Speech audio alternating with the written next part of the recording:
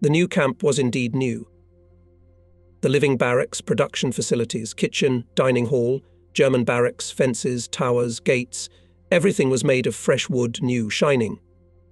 A large plot of land on the edge of the forest, about 150 by 200 meters, was enclosed by a double-high barbed wire fence with 2 towers on 2 diagonally opposite corners. On the left side stood a long residential barrack with 18 rooms. Behind this barrack was a large latrine. On the other side of the huge quadrangle stood the only small building made of concrete blocks. There was a bathhouse and a punishment cell. This building was followed by a kitchen and a large dining hall. This was the living part of the camp, separated from the production part by an inner pillowcase fence with 2 gates. Next to the kitchen, but already in the production part, there was a material storehouse, then carpentry and locksmith workshops. On the right side stood a large barrack, occupied for drafting, and behind it 2 smaller ones. In the first one there was an electrical workshop, and in the second one a graphite workshop. Across the road opposite the camp were built 2 barracks for administration and military guards, and at the edge of the forest stables and warehouses. Half of the rooms in the living barracks had already been occupied by a group of prisoners who had arrived a few days earlier. In the first room there were only 2 residents, the new Russian commandant Colonel Ogarinov and his assistant Major Antonov sent from Hammelburg. In the second room they put me with my whole group, then Afanasiev with his men, then Melnikov. The fourth room was almost empty. The next ones were occupied by workers from the workshops, and the last one was occupied by the sanitary unit. Work began from the very first days. The drafting room was equipped with the latest technology, so it seemed to all the engineers, who were used to work on ordinary drawing boards with razors and angles. In a huge barracks divided into the bottom of the room, there were more than 80 drawing machines Kuhlmann with tables rotating at any angle and 2 scale rulers, at right angles mounted on a special movable dividing head. I was again placed in a small room with a wide window to the general hall. After a week of work, the general picture of the organization and functions of the Stalag 2C work camp began to emerge. Arbeitskommando Wolgast, Herrenstolt Peenemünde. There were 5 workshops in the camp. The first and largest, both in terms of number of people and size of the building, was the drafting shop. Organizationally, the drawing shop was divided into 2 independent departments. 1.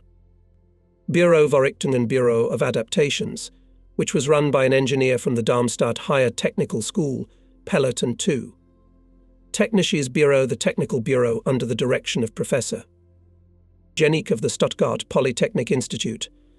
Both were in military uniform and both were non-commissioned officers, but apart from the uniform and the military rank there was nothing about them. Typical representatives of a higher technical school. Peppert was younger and more aggressive. Jenika was well into his 50s and was a quiet, even somewhat lethargic and apparently sickly man. Pellet, if he was not a Nazi, he pretended to be one. Whenever he met other Germans, he clicked his heels, extended his arm, and bellowed bravely, "Heil Hitler." Janicki almost did not hide his negative attitude to everything around him, and instead of the established Nazi greeting, sluggishly, reluctantly raised his right hand palm forward and said nothing. In the fixture bureau, sometimes quite complex devices and fixtures for mass production, turning, milling, welding, etc., were drawn from sketches brought in by Pellet. The technical bureau worked according to a strange system of squares, apparently ensuring secrecy. The task for each draftsman was given on a separate piece of paper in the form of a sketch, where the coordinates in space of some tubes, electrical cables and parts of metal structures, etc., were indicated, with a general indication that here should be installed such and such a mechanism. Usually it was a solenoid, a servo motor or a mechanically, or electrically operated valve. Everyone received assignments completely different on different scales from different people. In spite of all efforts, even the most competent engineers with great production and design experience could not find out the general picture.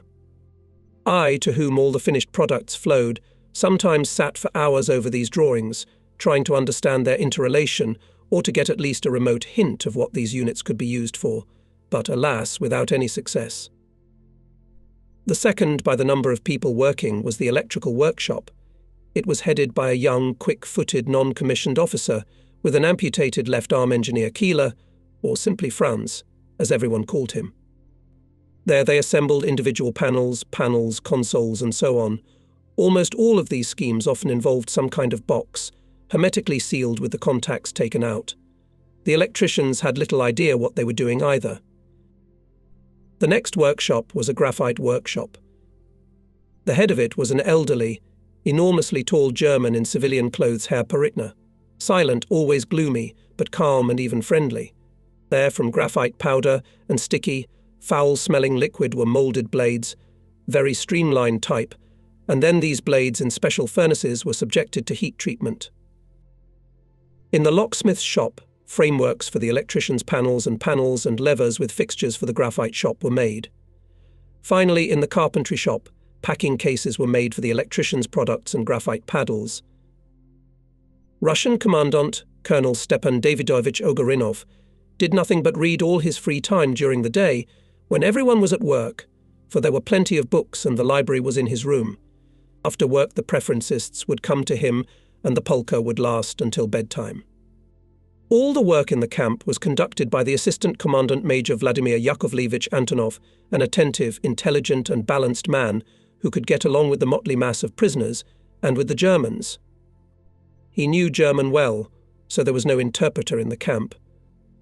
There was no need for interpreters at all. Almost all the prisoners could already communicate with the Germans themselves. Some better, some worse. Even I could talk to my superiors myself.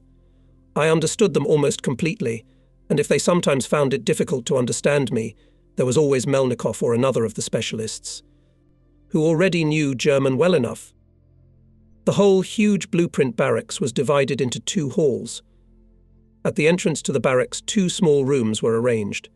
One was reserved for the drawing superintendent, where there was my desk, cabinets with materials, i.e., paper, drawing supplies, finished drawings and everything else. The other room, on the right side of the entrance, was filled with spare furniture and unused drafting machines. There were 2 rooms at the other end of the barracks, too. German engineers worked there, a married couple, both in military uniform and an elderly German in civilian clothes, and with a Bavarian hat on his head. He did not remove his hat, even while working at his desk, only sliding it slightly to the back of his head. It was forbidden to enter the rooms of the Germans, and no one knew what they did there during the working day, but judging from the fact that the couple always had a gramophone playing and laughter and loud conversations, they did not work there very intensively. He, tall, handsome and young, was noted for his virtuoso bicycle riding. Without touching the handlebars, on an uneven dirt track, from the drawing room across the yard and road to the German barracks, he would bring a tray with glasses full of tea or coffee without spilling the contents, and was apparently proud of his artifice himself. She, a beautifully built, also tall and pretty brown hair, tightened the shape of her bulging breasts and ass to the limit of the possible and liked to go through the drawing, swaying her hips and jiggling her breasts, under the greedy gazes of 50 young men who had not touched a woman's body for more than a year. Apparently these undressing gazes gave her sensual pleasure. It is true that when she was not walking alone, but accompanied by her husband or another German, she behaved more modestly. But when she walked alone, everyone watched her every movement. And she walked with a smile on her swarthy and somewhat vicious face, and evidently regretted only that she did not understand the words of these hungry men. There are all sorts of pleasures to be had. A family came to see Commandant Radatz. It was strange to see that the nervous, irascible, and often violent Radatz could be such a gentle, loving and attentive father and husband. His wife was a chubby, blue-eyed maiden, and his 2 little daughters looked like Easter angels on a postcard. The older one was 3 or 4 years old, and the younger one not more than a year and a half. Radatz spent his days with these girls, making toys for them, picking flowers with them, riding them on his bicycle. He got 2 small kittens somewhere, and his daughters never parted with the fluffy, affectionate animals. On the 3rd day of the Radatz family's arrival, one of the prisoner workers in the locksmith's shop was caught by the foreman stealing. He stole a pack of tobacco and a large folding knife from the foreman's office and wanted to take his loot to the living quarters during the lunch break. The foreman somehow caught him red-handed and called Radatz. All the prisoners were detained at the gate to the housing block. The foreman of the locksmith shop was holding the short locksmith Nishinets by the scruff of his shirt, occasionally slapping him with his free hand. The material evidence was lying here, on the ground, at the feet of the thief. The beggar smiled weakly and confusedly, flinching at each new blow. Radatz came running. The foreman told him what had happened, and, letting Nishinets out of his arms, pushed him towards Radatz. He met the wretched man with a hail of blows. He whipped him on the head, on the shoulders, on the hands with which he wanted to protect his face, becoming more and more agitated and excited. Nishinets fell, and Radatz began to kick the fallen man. The prisoners became agitated. This beating was already going too far. Colonel Ogarinov, Major Antonov, myself and a few others left the ranks and approached Radatz, demanding that he stop the beating. Radatz, all red, with eyes narrow with rage, retreated a couple of steps and took his pistol out of his holster. It's hard to imagine how this could have ended. In such a frenzy, Radatz could have used a gun. But chance helped. A soldier came running from the camp gate across the courtyard and said something to Radatz. Those standing closer realized that there was some misfortune in Radatz's family. The lieutenant suddenly turned pale and, dropping his stack on the ground, rushed to the exit. The beaten Nishinets was taken to the sanitary unit, and I went to the room to get the forgotten spoon. Coming to the room, I saw a picture, which I could not forget for a long time. On the road, between the camp fence and the German barracks, Radatz was sitting, holding the corpse of a crushed kitten in his arms. His wife was standing next to him, holding his youngest daughter in her arms. The wife was crying and the little girl was choking and crying. Radatz, with one hand, embraced the sobbing eldest girl, who had tucked her face into her father's shoulder, and with the other hand stroked the killed kitten lying on his lap, and he himself was also crying. Several Germans were standing nearby, shaking their heads and sighing sorrowfully. I stood, looked and thought, "O Lord, your ways are inscrutable." A split personality, or the astronomical meanness of this son of a bitch beaten to a pulp by a beggar and a kitten. The foam of rage on the lips of the field-felled belle, and tears of sincere grief in the eyes of a loving father. Fetzer, who had not been seen for the last 2 weeks, reappeared. He came to the drawing room, walked between the tables, chatted with the prisoners, and then looked in on me. "How's life at the housewarming party? As of tomorrow, I'm moving in here too. And tomorrow a new commandant will arrive at the camp to replace Radatz. Oberfeldwebel Hildenbrandt, an Austrian, a very cultured man, a servant, but conscientious and fair. In Vienna he has a large business in the artistic decoration of theatres, palaces, mansions and the like. He is the 3rd generation of the firm's owners and is a rich man. But that's just for the record. Here's my point from the first day of this new camp. The ANR pays money to all prisoners working in the camps, included in the ANR system. The maximum payment is 1 mark per day, the minimum 58 piepfennigs. The money will be given out once a month, and the prisoners will be able to spend it in a cantina that will come here every 2 weeks. There they will sell all sorts of little things: haberdashery, cigarettes, playing cards, some writing materials, perhaps candy, and all sorts of such nonsense. The money, of course, will be special, not government money. I will announce it tomorrow at the morning inspection, and for clerical work, compiling statements, filing and other bookkeeping, I appoint you according to Fetzer. This choice had received public approval. He had already had time to talk to Ogarinov, Antonov, and the foreman of all the other workshops. Everyone is pointing to you. After the potato battle, you enjoy unshakable authority.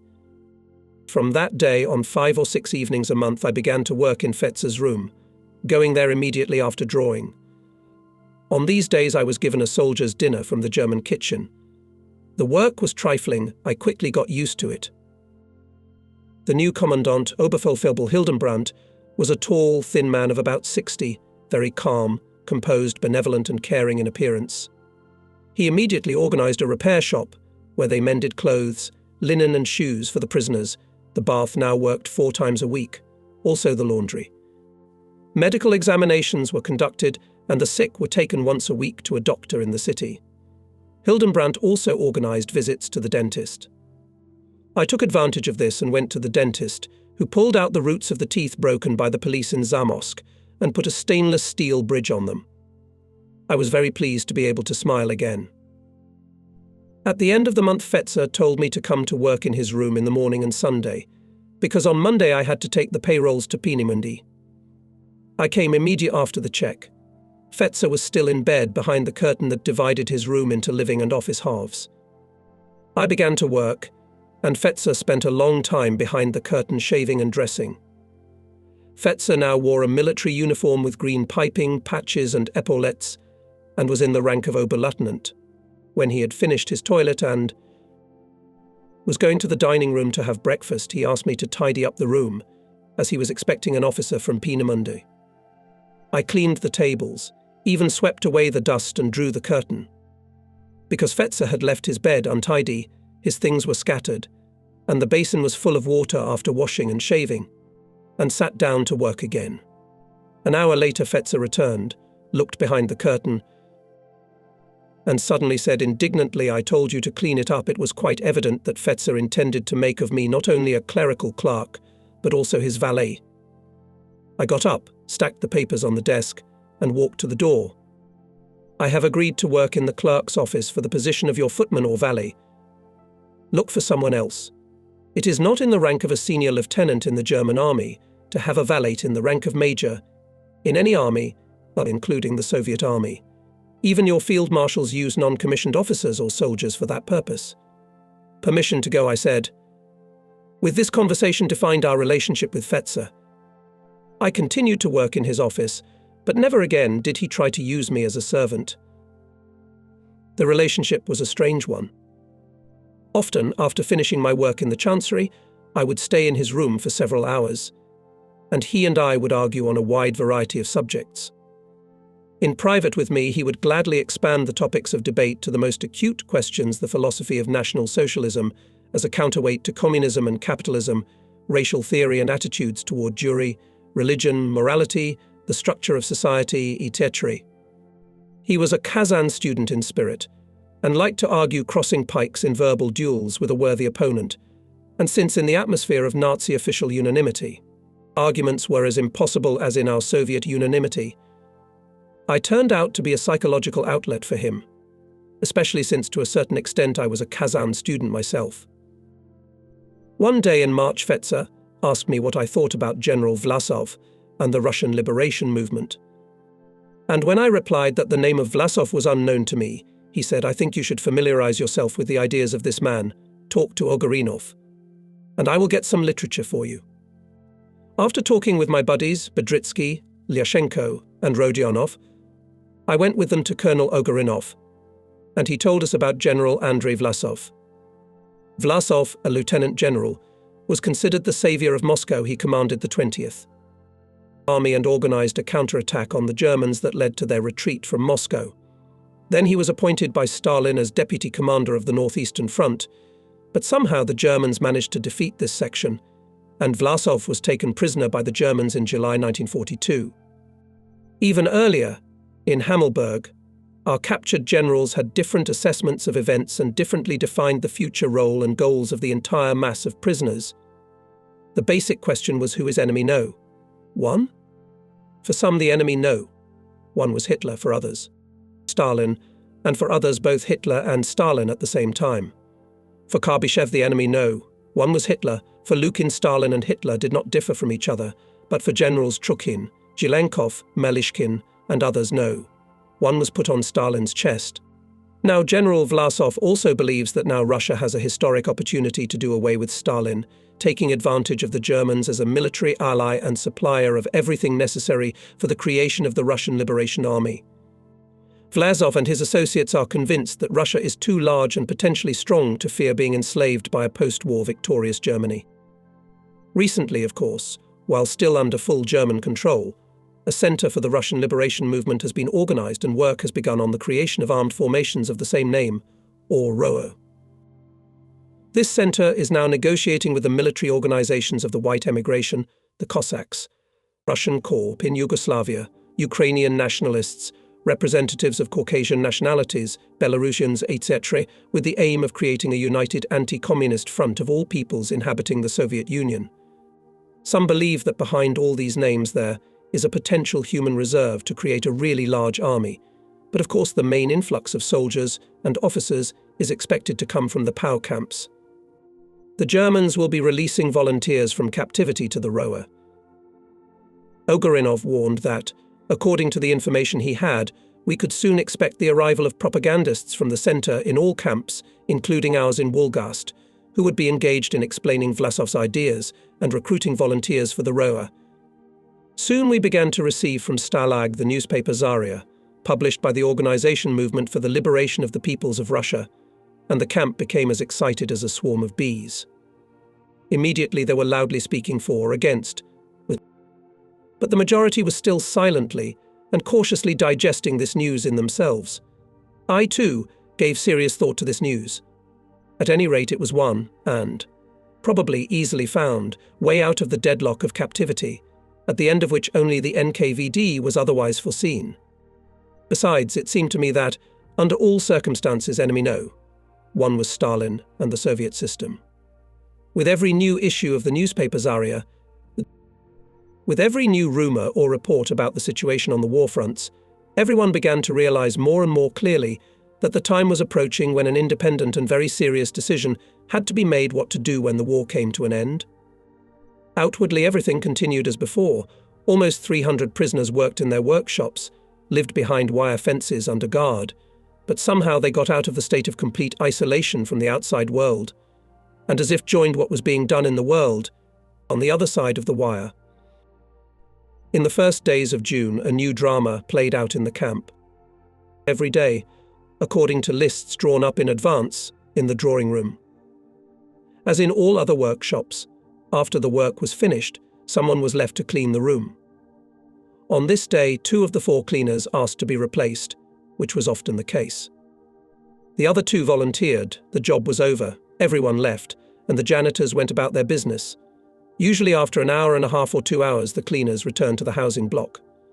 No one in the camp noticed that the cleaners did not return on time. A general check was made in the morning, before work, and in the evenings, before lights out. When the guards locked the rooms, the head of the room was to check that everything was in place. That evening, I alone worked late in Fetzer's office, as Fetzer himself had gone to Peenemünde. On such occasions I returned to our barracks at the end of my evening work, accompanied by one of the soldiers of the guard, who unlocked the room and let me in. At about 9 o'clock in the evening, when the sound of blows on a section of rail heralded the departure, there was a commotion in the German barracks, and 2 soldiers literally rushed into the room where I was working and ordered me to follow them. The whole camp was illuminated by searchlights from watchtowers, and the entire population was lined up in front of the living barracks, surrounded by guards. I was ordered to get in line as well. None of the German camp commanders were in sight. The following happened: all 4 cleaners turned out to be residents of Melnikov's room, and at the time of debarkation they were not there.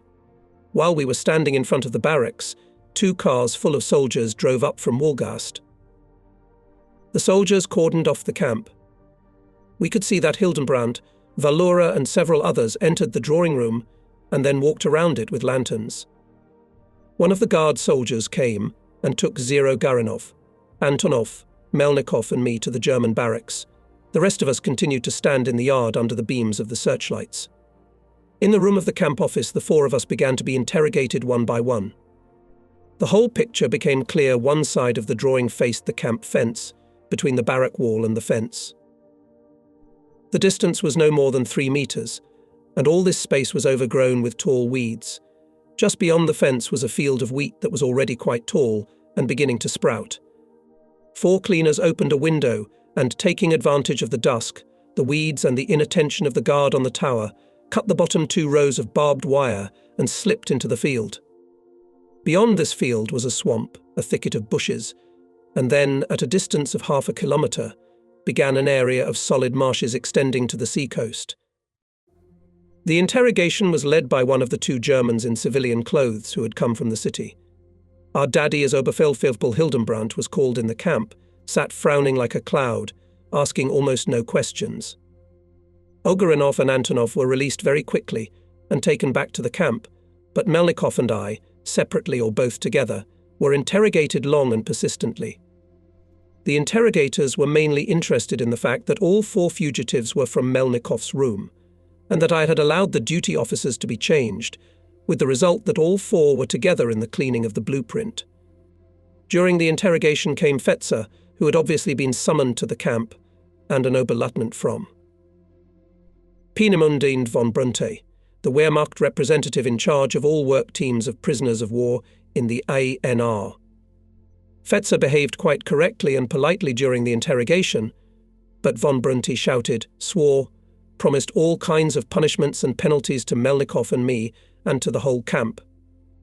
Only after 12 o'clock at night, evidently fully convinced of our and Melnikov's non-involvement in the escape or in the preparation for it, we were taken to the living barracks. The night passed restlessly.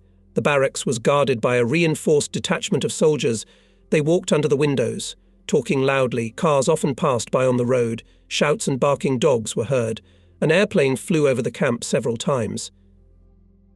At dawn again, the whole camp was built in front of the barracks, and we stood like that, surrounded by a reinforced detachment of guards, until almost 9 o'clock.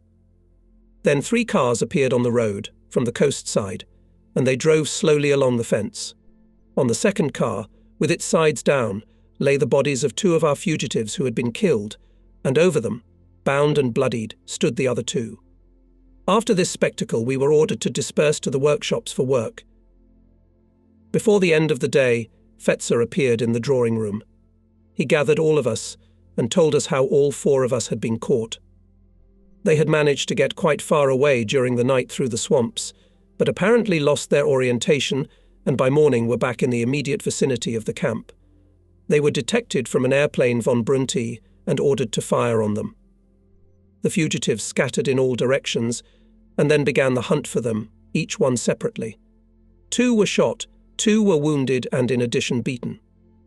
When Sharupov and Cherpovets tried to escape, I warned you all that in your situation it was almost certain death. Fetzer said. He was asked if von Brunte would have given the order to fire if they had been Frenchmen or prisoners of other nationalities, and he replied, probably not. You have obviously already realized the point yourself. Your names are not on the lists of the International Red Cross, and Germany is not responsible for preserving your lives. I would say that Oberleutnant von Brunte was hasty. Of course, it was possible to catch all 4 alive, but in this case it was up to him. Those who survived will not return to the camp. They will either be executed or placed in a special regime camp. Here the order will be stricter, your trips to work with the Boers will be stopped, and the food will be worse. Blame it on those stupid boys. Strict orders were imposed the same day, inspection in the morning and evening in strictness, departure at 8.30, meals at the standard rate. A wide path was cleared around the whole camp. A patrol of 3 soldiers went around the whole area. The Pope became formidable and official. Visits to the doctor and dentist ceased. From the beginning of the summer, formerly rare air attacks on Germany began first to become more frequent, and then turned into an almost daily occurrence. Usually the attacking squadrons of bombers appeared from the north. From the sea, they flew at enormous altitudes in large formations of many dozens of airplanes, leaving behind them white streams of condensed air. They were met with a hurricane from the anti-aircraft artillery installed along the coast, and the whole sky was covered with clouds of bursts. The attackers flew under cover of light fighters, and when they were met by German Messerschmitts, air battles were played out in the air. It was said that the American Air Force usually attacked during the day and the British Air Force at night. In the camp, the entire length of the living barracks dug a zigzag deep trench, and at the sound of the air alarm, everyone had to take cover in this gap. We knew about the complete defeat of the Germans at Stalingrad and the death of Paulus' army.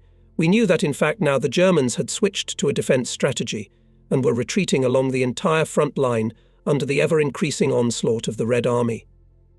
Russian front was now the Germans' symbol of extreme tension, punishment for the guilty, condemnation to certain death.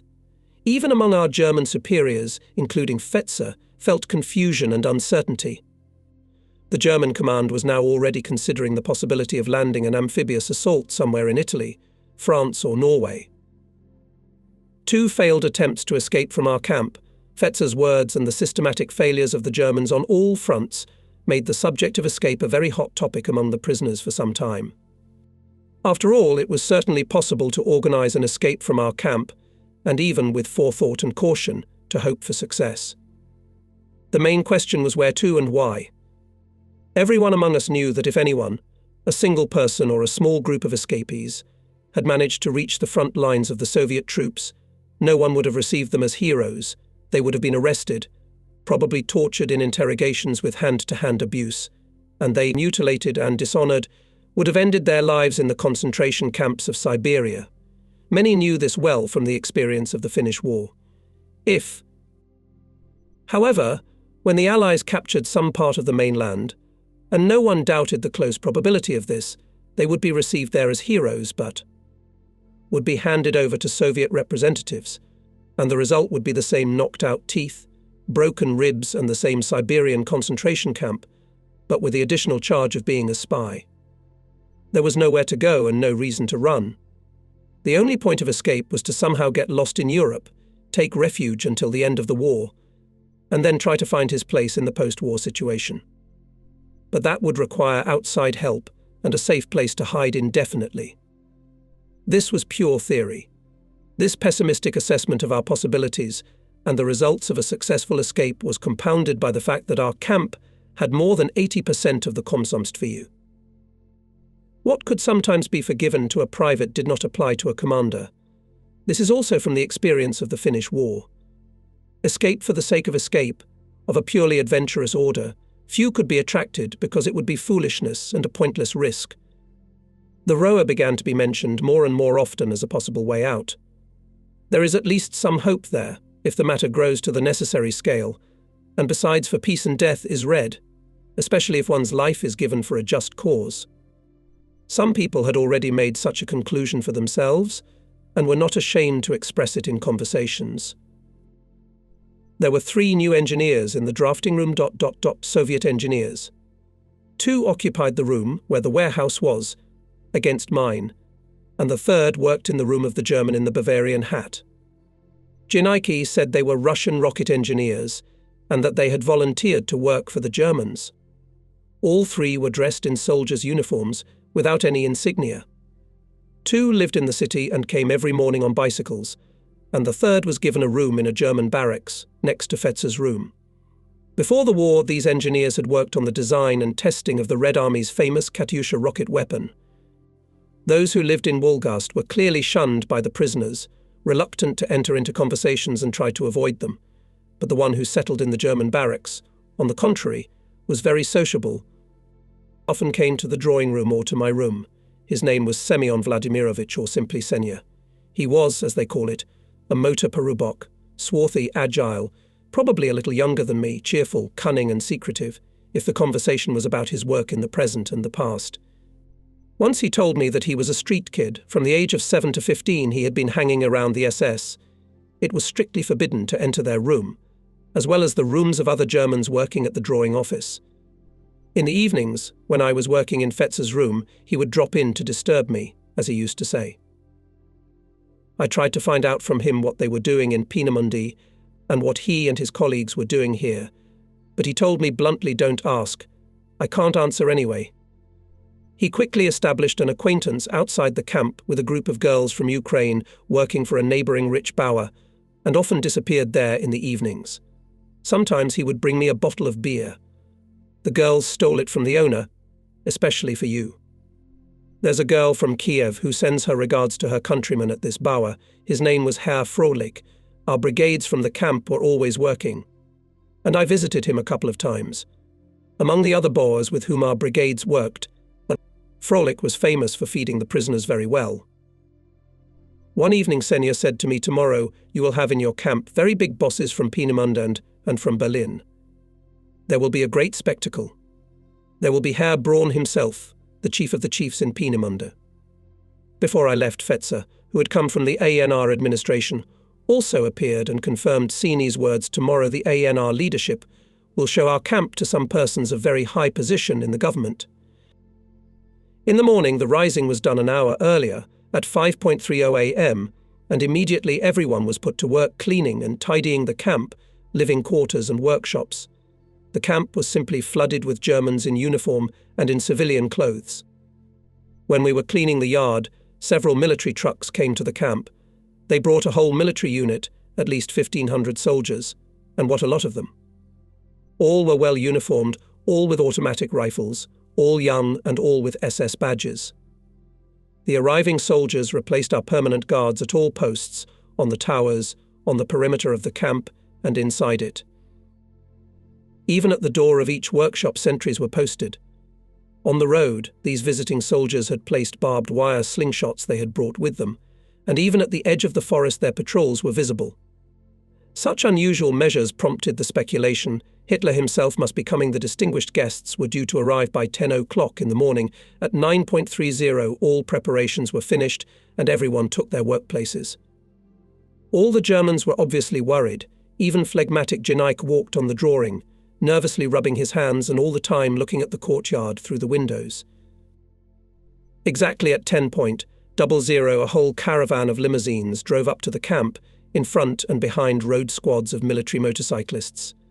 All the Germans from the draft and 3 Russian engineers lined up in a row at the entrance to the barracks. I had a good view of the whole ceremony of receiving the superiors from the window of the room. When the newcomers got out of their limousines, they were met by a forest of hands raised in fascist greeting. Among the greeters I saw Michael, who had disappeared from the camp shortly after we moved here from Wolgast. The whole group of newcomers passed through the gate. The soldiers took guard. In front, in a row, walked 5 men. Geneik, back in the drawing room, told me who they were. A young, tall man and a light grey suit, with uncovered head, was the engineer. Werner von Braun, the chief scientific director and head of the laboratories of the ANR. The man in naval uniform was Admiral Dinitz. Next to him walked Field Marshal Kleist, talking with General Dornberg, the chief administrator of the ANR.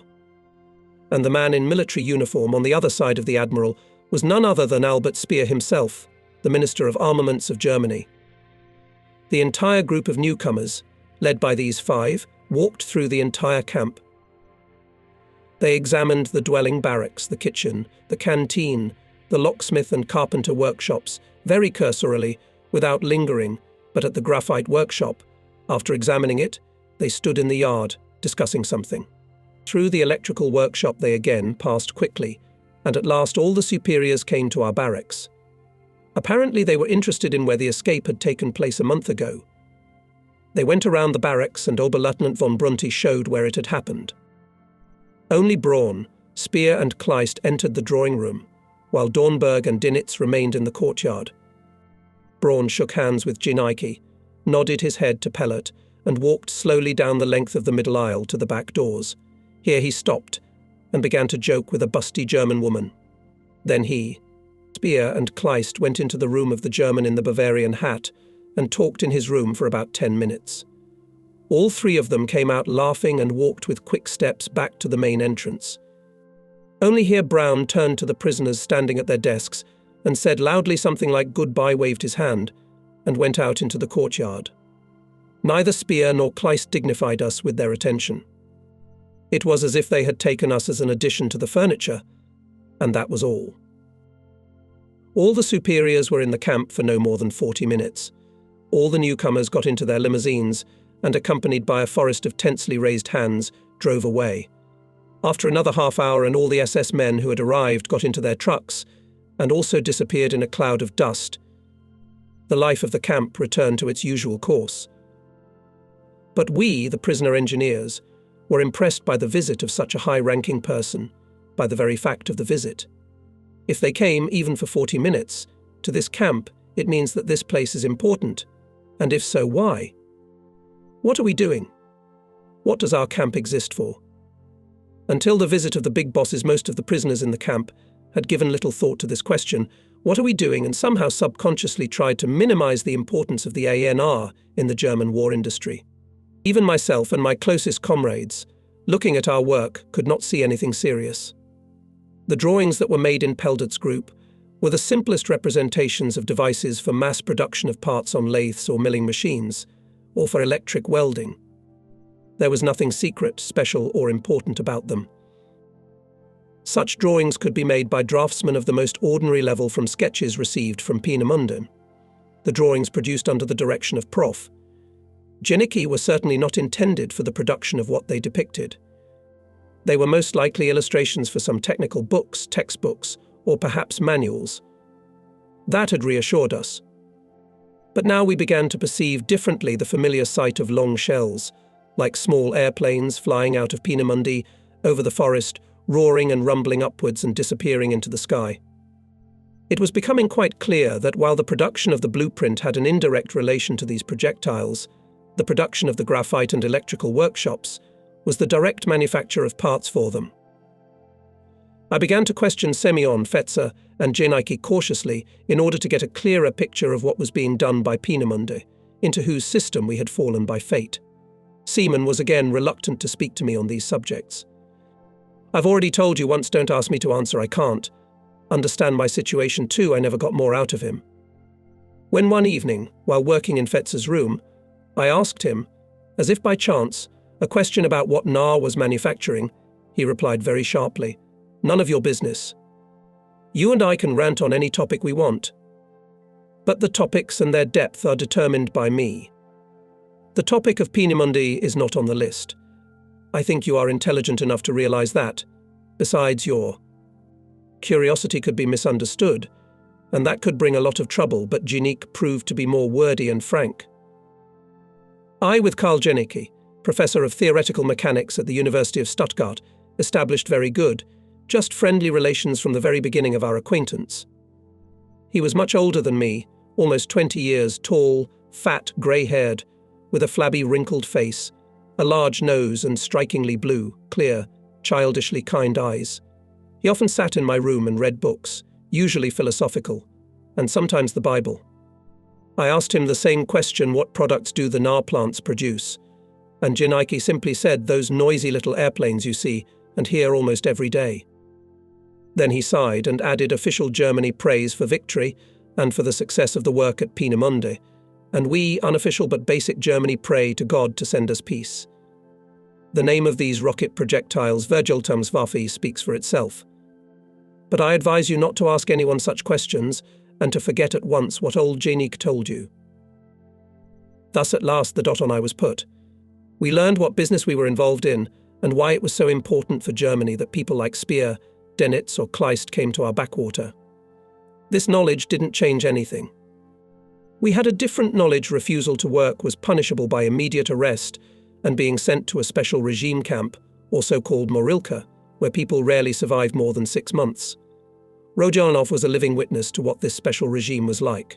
Slaves were forced to do what their master demanded of them, regardless of their desires or beliefs. From the very first days of moving to the new camp, many prisoners, taking advantage of the ample opportunities offered by work in the workshops, began to make various trinkets, boxes, caskets, toys, etc. All this was done during working hours, secretly from the German masters, using government material and tools. This activity was illegal and officially prosecuted, but the consumers and buyers of these products were the soldiers themselves and the same craftsmen, and they took part in the conspiracy. What our craftsmen did not do. Port cigars, caskets covered with fine carvings or ornamental patterns made of pieces of colourful straw, figurines, children's toys, models of airplanes and cars, kaleidoscopes, chess, checkers, all made intricately, interestingly, and with great skill.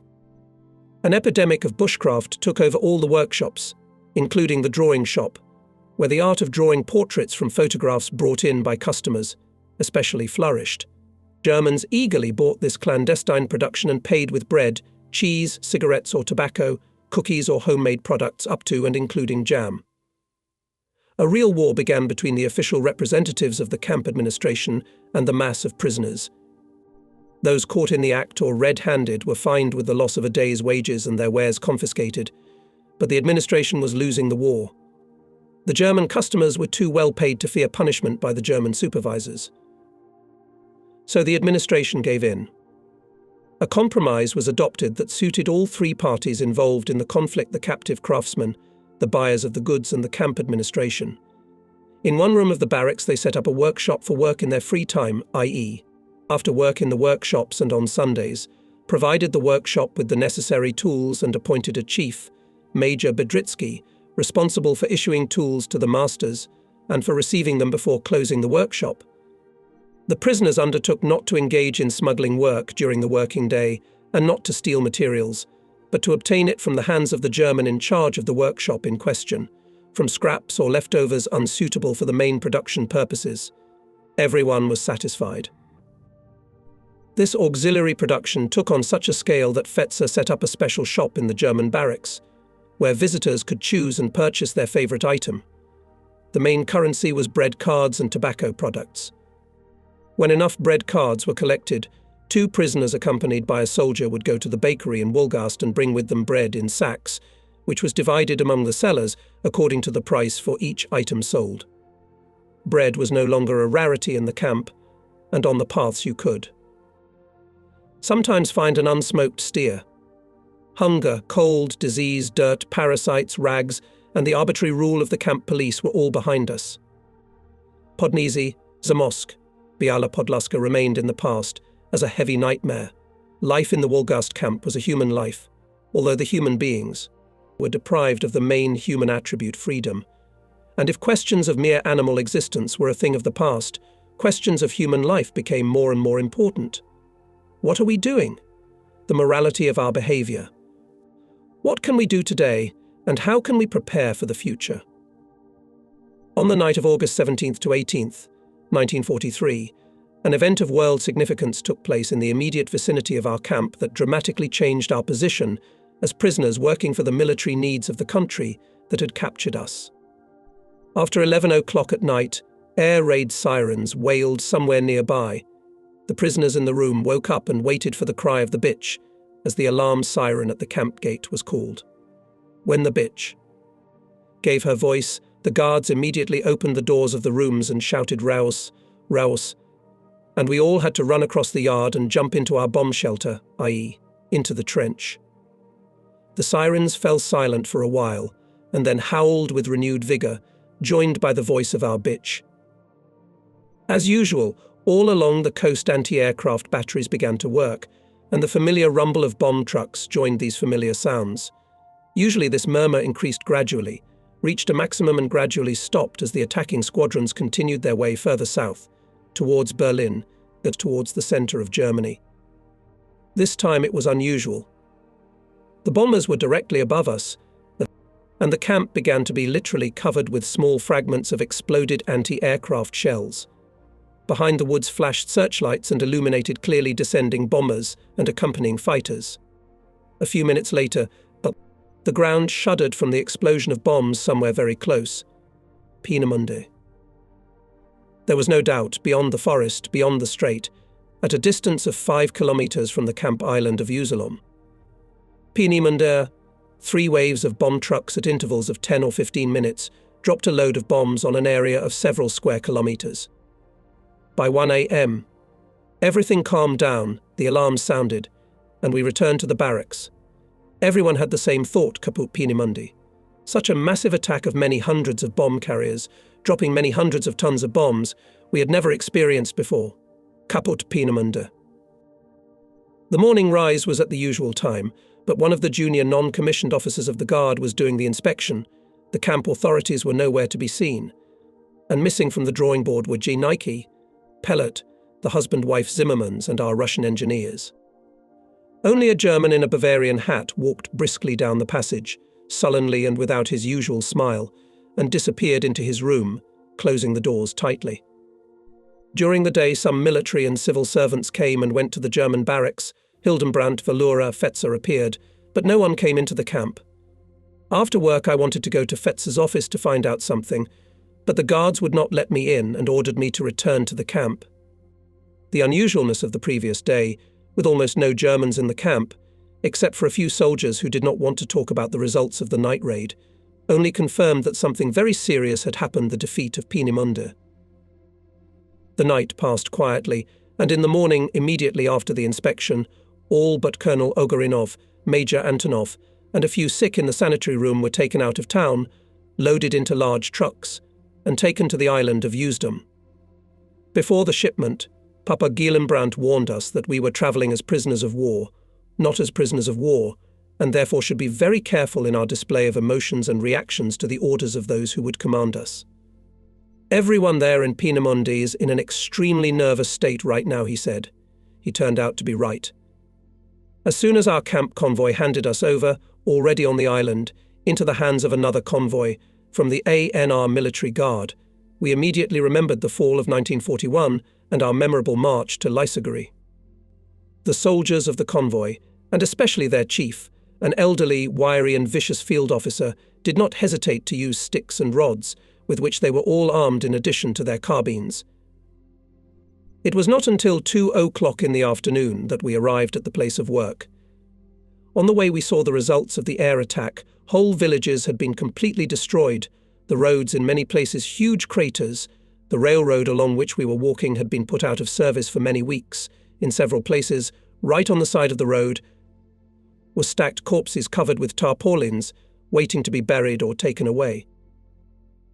There was a direct hit by a bomb on the dormitory of the trade school.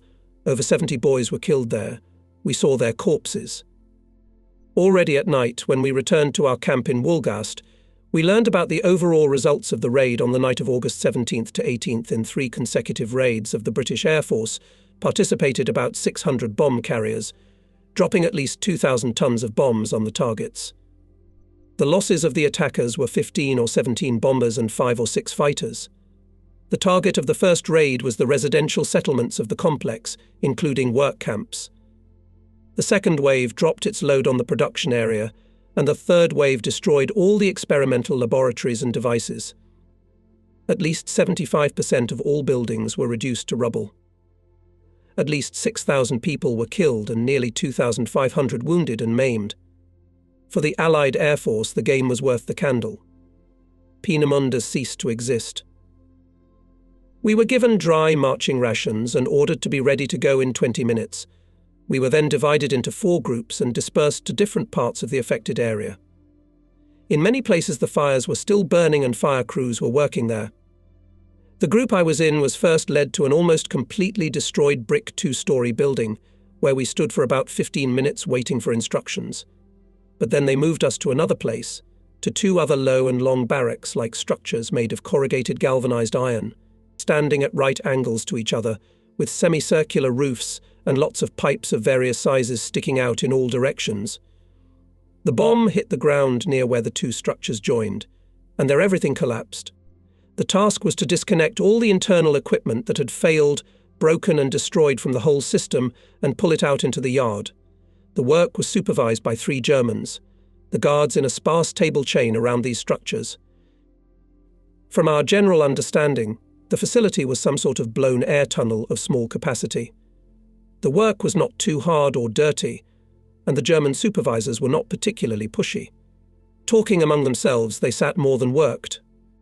When the prisoners began to dismantle the fallen ceiling on one side, they found the corpse of a dead worker in blue overalls under a pile of collapsed iron platforms and stairways. The corpse was dragged out into the yard, a car arrived, and the dead man was taken away. When asked how many people were killed in the bombing, one of the Germans said that here, no, not many, as there were many well-arranged shelters on this site, but in other places the losses were great. Worked without a break until almost dusk. Everyone was gathered into a column, and 3 other groups came up. A German in civilian clothes appeared, with an armband on the sleeve of his jacket. A white armband with a black swastika on a red circle. Through an interpreter he announced, "Work, you will be here on the island for 3 or 4 days. You will be fed like German soldiers. You will sleep in barracks at the edge of the settlement. There are no shelters there in case of possible air attacks. If there is an air raid, the guards will open the doors of the barracks right after the first alarm, and you must run to the sea as soon as possible, to the water, and stay there until lights out. After lights out, you must return to the barracks for inspection. If any of you are missed by the guards, the next raid will leave the barracks locked. That's all we can do. There is absolutely no escape from this island. Its entire perimeter is heavily guarded. Understood, of course. Everyone understood the circle of responsibility. One is responsible for all, and all for one. Our team was lucky with the work, but the other two had to participate in the dismantling of completely destroyed buildings, where at the time of the air attack, for some reason, there were many working people. They pulled out from under the ruins corpses, and often only parts of the bodies of the dead, put them into Kleenex bags, not even being sure that everything they put in the bag belonged to the same dead person. Our prisoners who got the job were tired and exhausted to the limit, not so much physically as psychologically. Many even refused to eat, and having washed immediately went to the barracks to sleep. 2 almost new barracks were prepared for us, completely empty. Only fresh straw covered with sailcloth was spread along the walls. The barracks stood at the very edge of the settlement, at a distance of 75 or 100 meters from the sandy shore of the bay. There was no fence around the barracks, no bars on the windows, and the doors were locked from the outside with a simple wooden bolt. The guards, as we estimated, consisting of 37 soldiers, under the command of the same elderly field officer who had brought us here, stood around the barracks at a distance of 30 paces along the perimeter marked by wooden slats placed on the ground, indicating the boundaries of our prison yard, and we were strictly forbidden to cross this boundary. In anticipation of a hard and long day's work, all of us, without waiting for the call to go to bed, went to our barracks and lay down on the straw to sleep. It was still quite dark when the sirens all along the coast howled in a loud chorus, and the guards opened the doors of the barracks with rumbling and shouts and ordered everyone to run to the edge of the sandy beach. There was no need for a second order.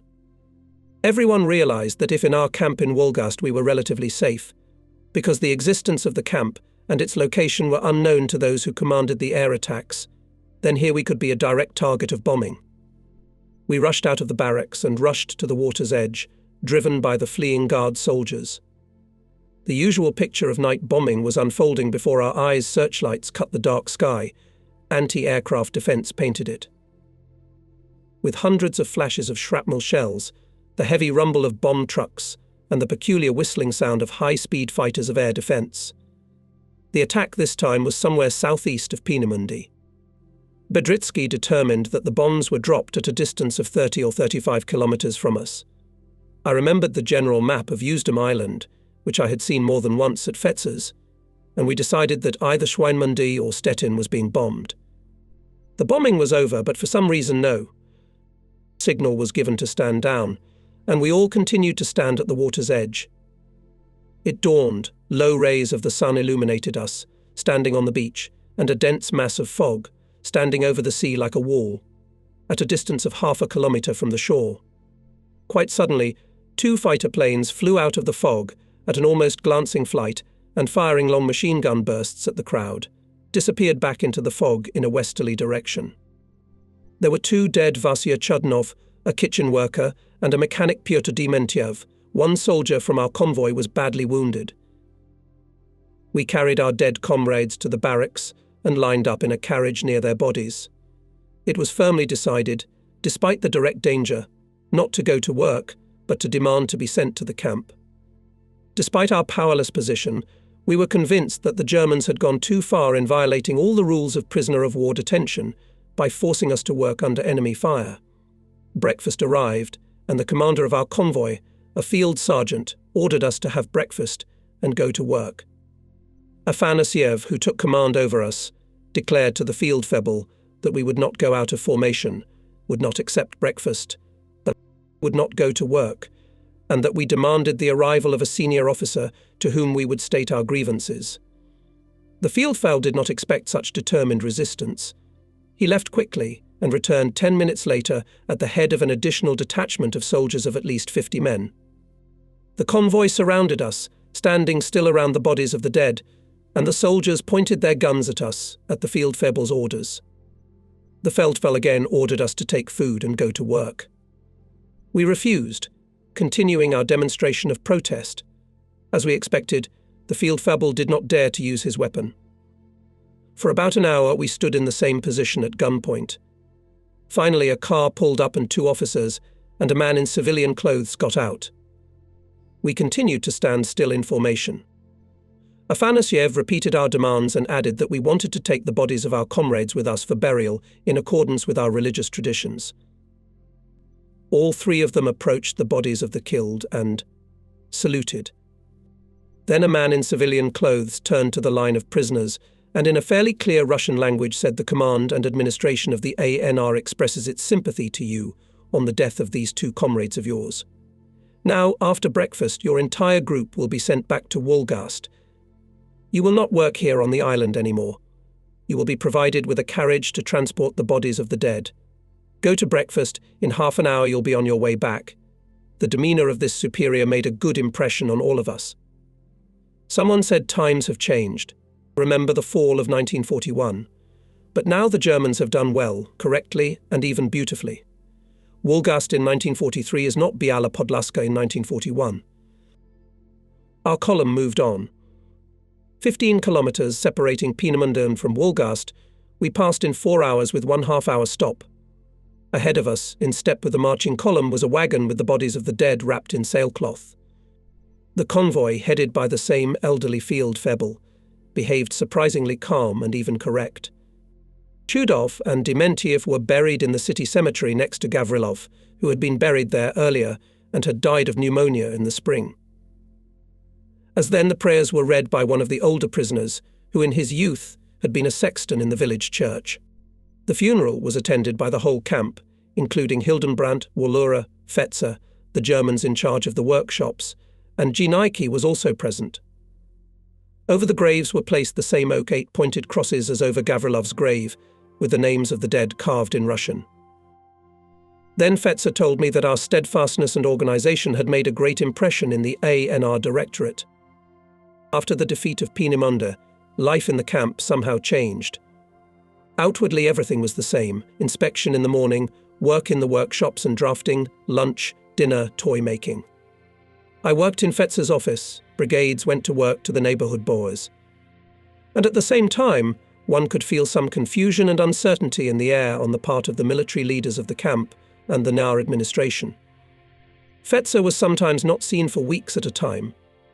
The Zimmermann couple disappeared. Their rooms stood empty. The German in the Bavarian hat also rarely appeared. Ginaiki and Pellet became less demanding, and the workload in the drafting room decreased. Now one could often see the prisoners busy reading books from the library rather than working. Ginaiki began to avoid heart-to-heart conversations with me. Only once he said that despite the repeated bombing of Usedom, work continued there. Many workshops are reliably protected from bombs, he said, pointing his finger at the ground. They continue to work, albeit with less intensity. Ginaiki came over to me and put his hands on my shoulders. "Tell you what, Peter, I too will be leaving here soon. After the war, if you and I live until that happy moment, you can find me there in Stuttgart. Then maybe I can really help you. The end of the road is in sight, thank you, Professor." "So what do you see at the end of the road?" I asked. "Don't ask me. I don't see, hear, or know anything. I am so insanely tired of all this madness. Hitler has very little time left, and so he may make very dangerous decisions for the whole world, and especially for the Germans. Only God can be hoped for. The Germans themselves are in a hypnotic trance of National Socialism, and the maestro medium will not let them come out of the trance until the very moment of catastrophe." Yes, the end of the road was approaching, and Hitler had less and less time left. Allied aircraft were destroying German industry systematically and consistently and terrorizing the population, and the air defenses were getting weaker by the month. Arms in camp were rarely given. Even when sirens howled in Wolgast, our bitch was usually silent. Winter started early, with cold winds, wet snow and piercing winds from the sea. Ginaiki left, saying a warm farewell to everyone. And in his place was appointed a young lame engineer named Kolsberg. From the military marriage category, Kolsberg was wounded in Africa during the defeat of Rommel, and was no longer suitable for combat service. He was a quiet, silent and uncommunicative man, pedantic and dryly official. Even with Pellet he had only official relations. Christmas and New Year's Eve 1944 were dull. Everyone became gloomy, self-absorbed, preoccupied. It was strictly forbidden to bring German newspapers into the camp, but the very fact of this prohibition spoke volumes. The only source of information was Semyon Vladimirovich. He told me about what was happening at the fronts, and I brought this news to the camp.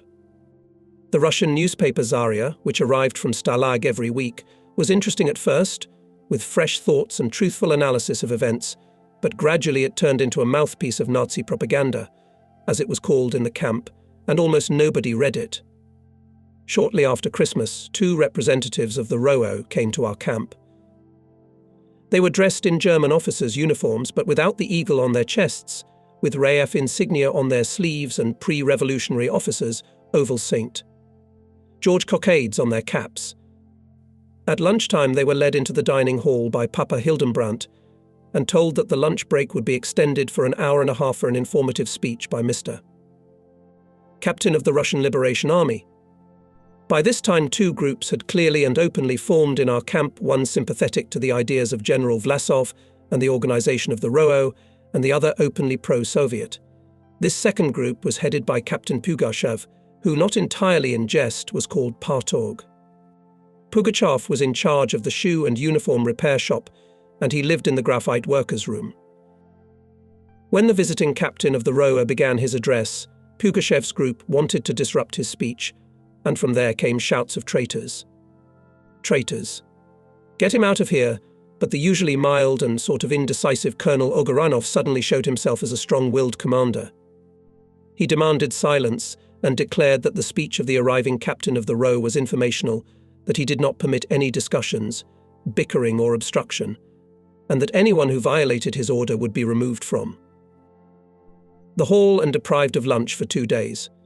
The arriving captain had apparently spoken before such a stratified audience many times before. He spoke smoothly, thoughtfully, without pathos, simply and lucidly. First he told about himself, who he was and how he was captured. Then about the situation at the front in the spring of 1942 and the battles near Rostov, in which he participated, about the prisoner camps in Kishinev, Shestoko and Hamelberg. He spoke of the disenfranchisement of the people under the Soviet regime, the terror of the government, the concentration camps, the anti-humanity and utopianism of communism, and much more. I am not going to persuade or convince any of you. I am simply advising you all to think about what has happened to the motherland and what will happen to it if Stalin and his entourage come out of this war, with much help from America, victorious. A situation has now been created, perhaps for the last time for our generation, where we can influence the future of our homeland and change the course of events. We can now take up arms, organize ourselves, and become a force to be reckoned with by any combination of the victors. We have a chance to recreate Russia as a strong state of law, where not only bars from the Kremlin and their satraps can live, but every honest citizen, without lies, without fear, without poverty, and without sycophancy to the man with a party ticket. A state that will take its proper place among the other nations of the world. Then he told about General Vlasov, about his biography and military career, about how and why Vlasov decided to break with communism and Soviet power, about the main points of Vlasov's program. The liberation of the peoples of Russia from the domination of a group of internationalist communists who usurped power in the country. He ended his almost hour-long speech thus. Think over my words, gentlemen. Think about how you lived before the war, how your relatives and friends lived. Think about what awaits you all if, in the event of Stalin's victory, you fall into his hands again.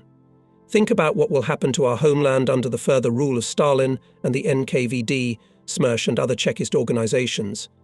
Think now, while there is still time to think and come to a decision honest to yourself. I or another representative of the ROA will hover over the camp from time to time, and if anyone wants to join us, we can help quickly. Ogorinov invited questions, and the questions sprinkled like from a sack. As might be expected, the questions asked by Pugachev's adherents and followers were often provocative, sarcastic, mocking, and covertly insulting. Colonel Ogorinov was careful to keep the conversation within the bounds of orderliness and formal politeness. If the camp administration had allowed it, it would have dragged on, probably until the evening. The captain of the ROA answered the most pressing questions very skillfully and intelligently. Immediately after the meeting, he and his fellow lieutenant left. Everyone dispersed to the workshops excited, arguing and exchanging impressions. The drawing room was buzzing like a beehive. Everywhere stood clumps of prisoners hotly discussing the event of the day. In fact, this captain had nothing new to say. It was all already known, discussed and negotiated. Each one of them, either loudly in conversation with his comrades or silently, alone, on a bunk or on the floor of a dirty, ragged barrack, had approached these topics in one way or another, remembering his miserable life there, at home, amidst the constant fear of a black crow.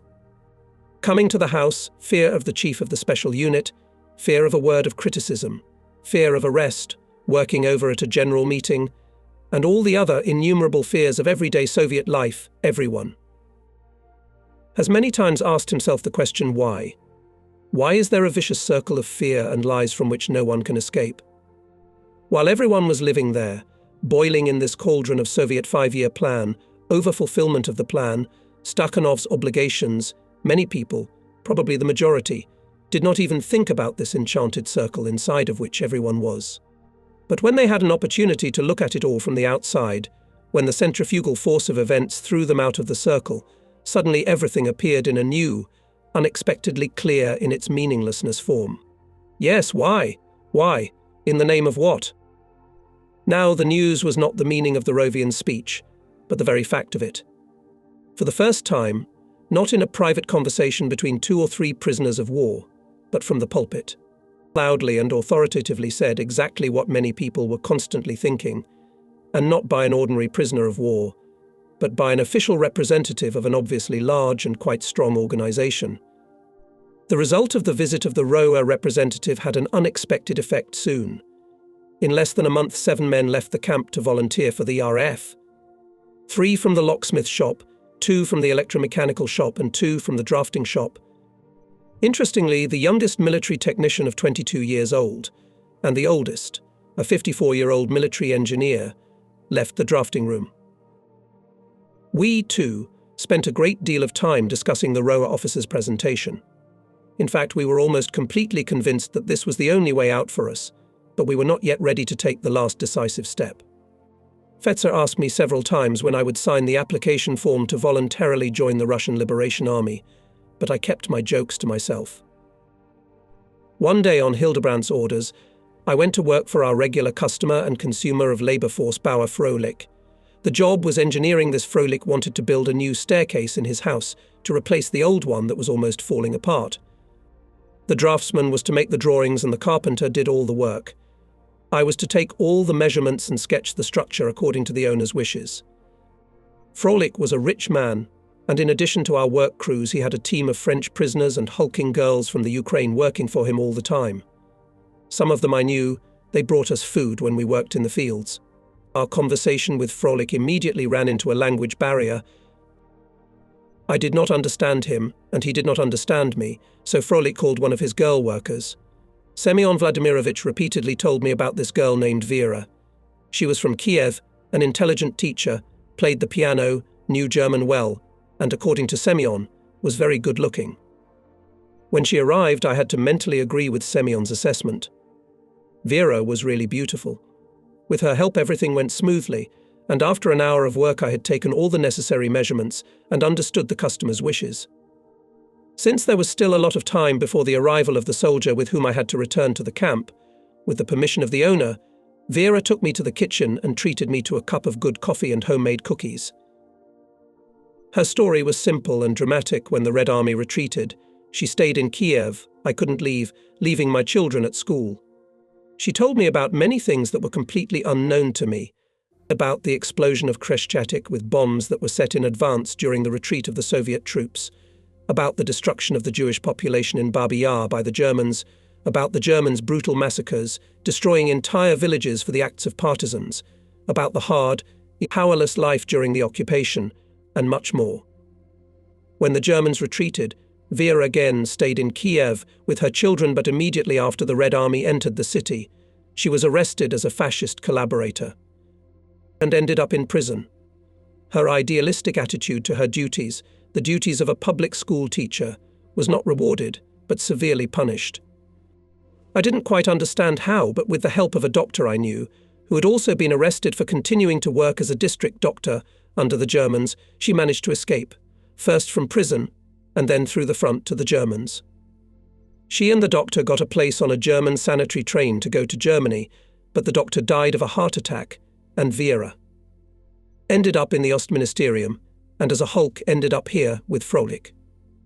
At Frolik, she soon began to work as a sort of senior housekeeper and managed the entire household. The owner of the house was bedridden, and the owner's daughter was in the last months of pregnancy and in a very serious mental state. Her husband had been killed on the Russian front.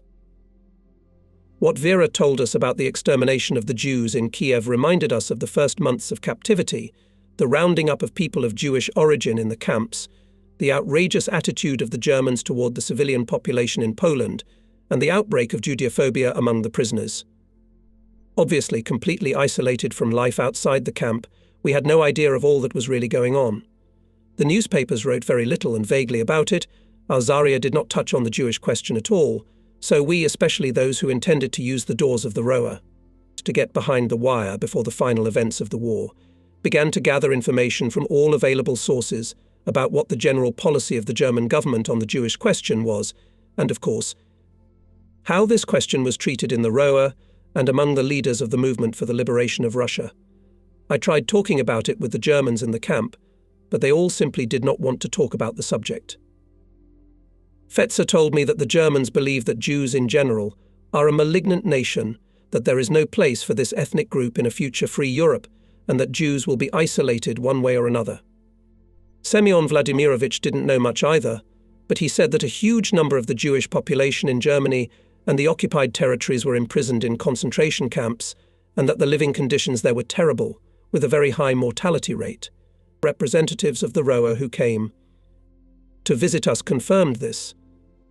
As for the policy of the liberation movement on the Jewish question, the same captain who came to our camp after Christmas said, "We are not going to copy the Germans in this matter." The several million Jewish population in the USSR is as much an ethnic group in the general mass as the Kalmyks, the Ukrainians, Tatars, Poles, etc. They are full members of the multinational community of peoples inhabiting the USSR, and will remain so when the USSR is replaced by the Russia for which we are fighting. Colonel Ogarinov fell ill and was taken to a Stalag hospital. From there he did not return, but enlisted as a volunteer in the rower. By spring at least 15 people had left our camp to join the rower. Both Russian rocket engineers disappeared, but Semyon Vladimirovich continued to live in the camp. He did not work much. He said that Peenemünde was completely deserted, and that all the main workers of the NAR had gone to some new places in the centre of Germany. In our camp, too, the work was at a complete standstill. They were very intensively carried out only in the graphite workshop, where people were added at the expense of the locksmiths' and electricians' workshops. Sometimes even 2 shifts worked there. The production of toys flourished and expanded. Fetzer organised sales of products to the Stalag and our masters. Began to receive food from Red Cross parcels as payment.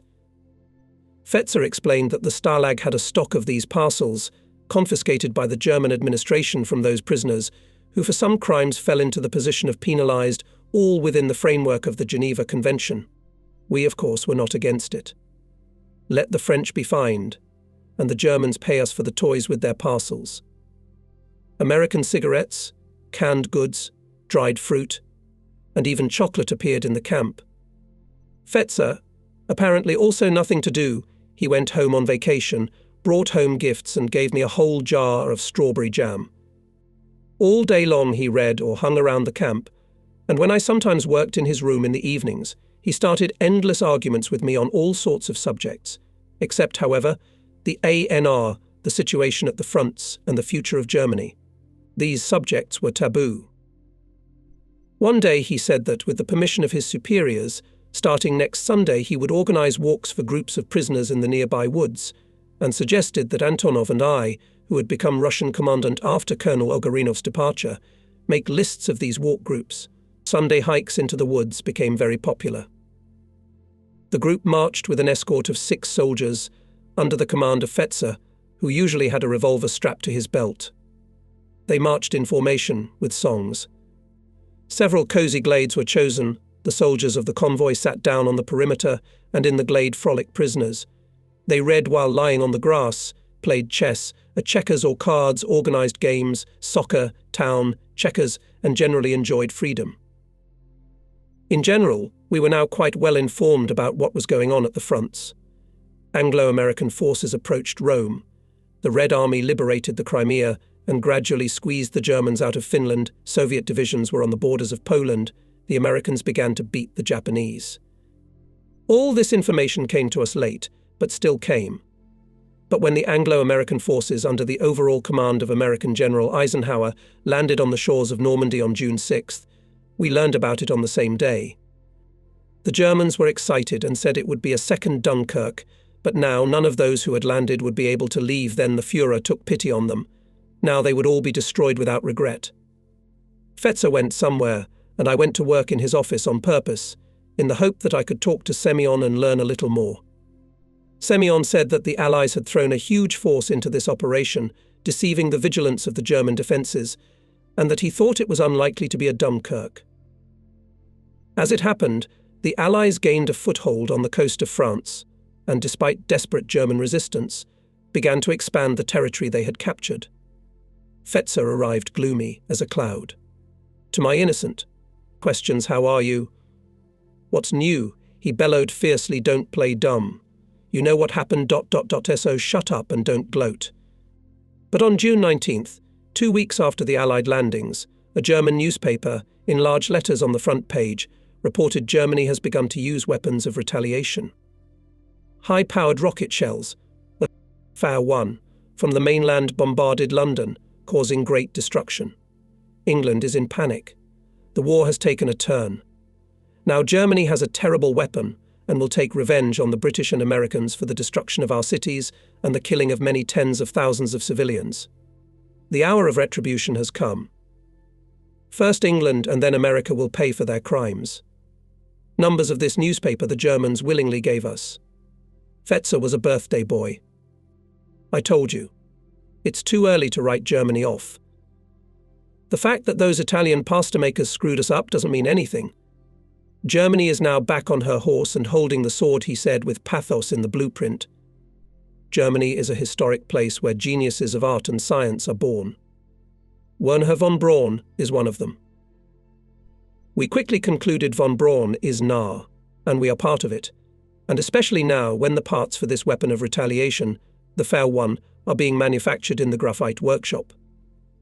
The conclusion was unpleasant and disturbing, but it was the one the whole camp was talking about. The Germans were cheating, brazenly and ugly. There were 300 prisoners of war living here, so there was no danger of Allied air attacks, and the Germans here, by the hands of prisoners, were making parts for their weapons of retaliation. Again and again the old question was raised how to react, and can we react at all? After the bombing in Peenemünde we had easily achieved satisfaction of our demands and even earned the respect of the administration. But there the demands were of a different order, and the circumstances were conducive to our victory here in the camp. In our safe and cosy corner, we had only two possibilities: either to make an open protest, to refuse to work, fully understanding the consequences, or to continue slavishly following the instructions of our master, the ANR and the Wehrmacht. The first was deadly dangerous. The instigators and organizers would have been shot, and the rest would have ended up in special regime camps. The second was organically repugnant. Besides, after the division into pro-Soviet and anti-Soviet, it would probably have been impossible to organize common actions. We anti-Soviets knew very well that Pugachev had already drawn up a blacklist, and that this list would, of course, be handed over to the first representatives of the organs who would appear here at the end of the war. For many people, volunteering for the Roa, liberation from the slave camp of the ANR, joining a large, strong organization defending our national interests, whose goals and objectives we sympathized with, and participating as much as possible in the achievement of these goals, became the only way out. To stay in the camp was tantamount to signing one's own death warrant. But not everyone thought so. In the first days of August, several cars drove up to the camp, and out of them came 3 SS officers, 2 men in civilian clothes, and a dozen soldiers with machine guns. After a short time, all the prisoners were ordered to line up in the middle of the courtyard, and the visiting soldiers, together with our regular guards, surrounded the formation. Clearly something serious had happened. Perplexed and agitated, we stood in formation for about 15 minutes, and then a whole procession appeared from the German barracks, with all 5 newcomers with Fetzer and Hildenbrandt in the lead, followed by Almost. all the Germans permanently employed at the camp. The 5 newcomers, Fetzer, Hildenbrandt, the master of the graphite shop, Purichner, and his deputy from the second shift, the lame old man Stiegelburn, went into the graphite shop and did not come out for a long time. We continued to stand in line, lost in speculation. At last all the Germans came out of the workshop. Purichner and Stiegelburn were led away by 2 soldiers to the German barracks. Hildenbrandt, obviously excited, all red, called out of the ranks Senior Lieutenant Zvezdilov, the foreman of the graphite crew, and 3 others. Right in front of the formation, the visiting Germans and Fetzer started beating these 4 men, and when we raised a ruckus, Hildenbrandt ordered the soldiers to point their guns at our formation. Antonov stepped out of the formation and said something to Hildenbrandt. In response, the latter took his pistol out of his holster and hoarsely ordered Antonov to return to his seat. The beating of the graphite workers was brutal. They were beaten with their fists, revolver handles, and carbine butts. Those who fell were kicked. It was quite clear that this beating in front of the line was not only a punishment for the guilty, but also a warning to all the others. All 4 of them, bloodied and barely standing on their feet, were handcuffed with steel handcuffs and dragged toward the enemy. Fetzer took off his gloves, which he had put on before beginning the execution, and, still breathing heavily, said, addressing us, "These 4 have been found guilty of an act of sabotage. They will be executed. All return to their workplaces. Everyone working in the graphite workshop, stay where you are." When we returned, Kolmberg, who had been head of the drawing shop after Prof. Janicki's departure, called everyone together and said, "During the last week I have discovered errors in some of the drawings which a competent draftsman can only make deliberately. This is also sabotage.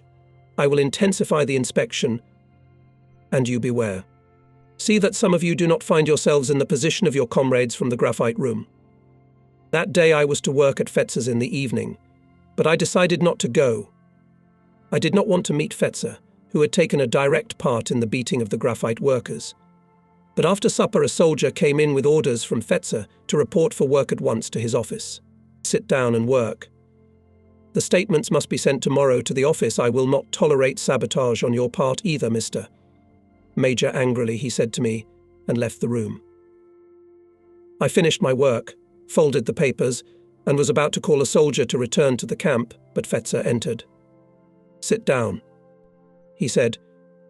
"Do you know what has happened? What these 4 men have been found guilty of?" "No. So I'll tell you, they deliberately added double the amount of calcium salt to the graphite mass before molding. As a result, the stabilizers were too brittle and some of them broke in transit. Since this was quite unusual, they analyzed it and found an increased presence of calcium in the mass. And if these idiots had added calcium more carefully, say 10 to 15%, the stabilizers would have been installed, and when the rocket projectile was fired, immediately. Upon changing the angle of ascent, the projectile would have fallen to the ground and exploded in the immediate vicinity of the launch site. Do you realize what would have happened? The very principle of Germany's main weapon would have been called into question. It would have taken weeks, maybe months, to find the actual cause of the disaster. I know you all resent the scene of punishment in front of the formation, but I am sure that if you were in my place, under the proper circumstances, when caught red-handed, the saboteurs who have done great harm to the cause to which you are personally devoted in body and soul, and you might lose your cool and impulsively use physical force against the rogue saboteurs, I replied. Perhaps, of course. But I probably wouldn't put the gloves on impulsively before a beating. With Fetzer, relations soured badly. The next day I, Bedritsky, Lyashenko, Melnikov and 5 others wrote applications to volunteer for the Russian Liberation Army. Alexander Rodionov, a member of our small group, did not want to follow our example. I don't think it's the right move. I'm not sure Vlasov has worthy aims. I have no way with the Germans, under any circumstances.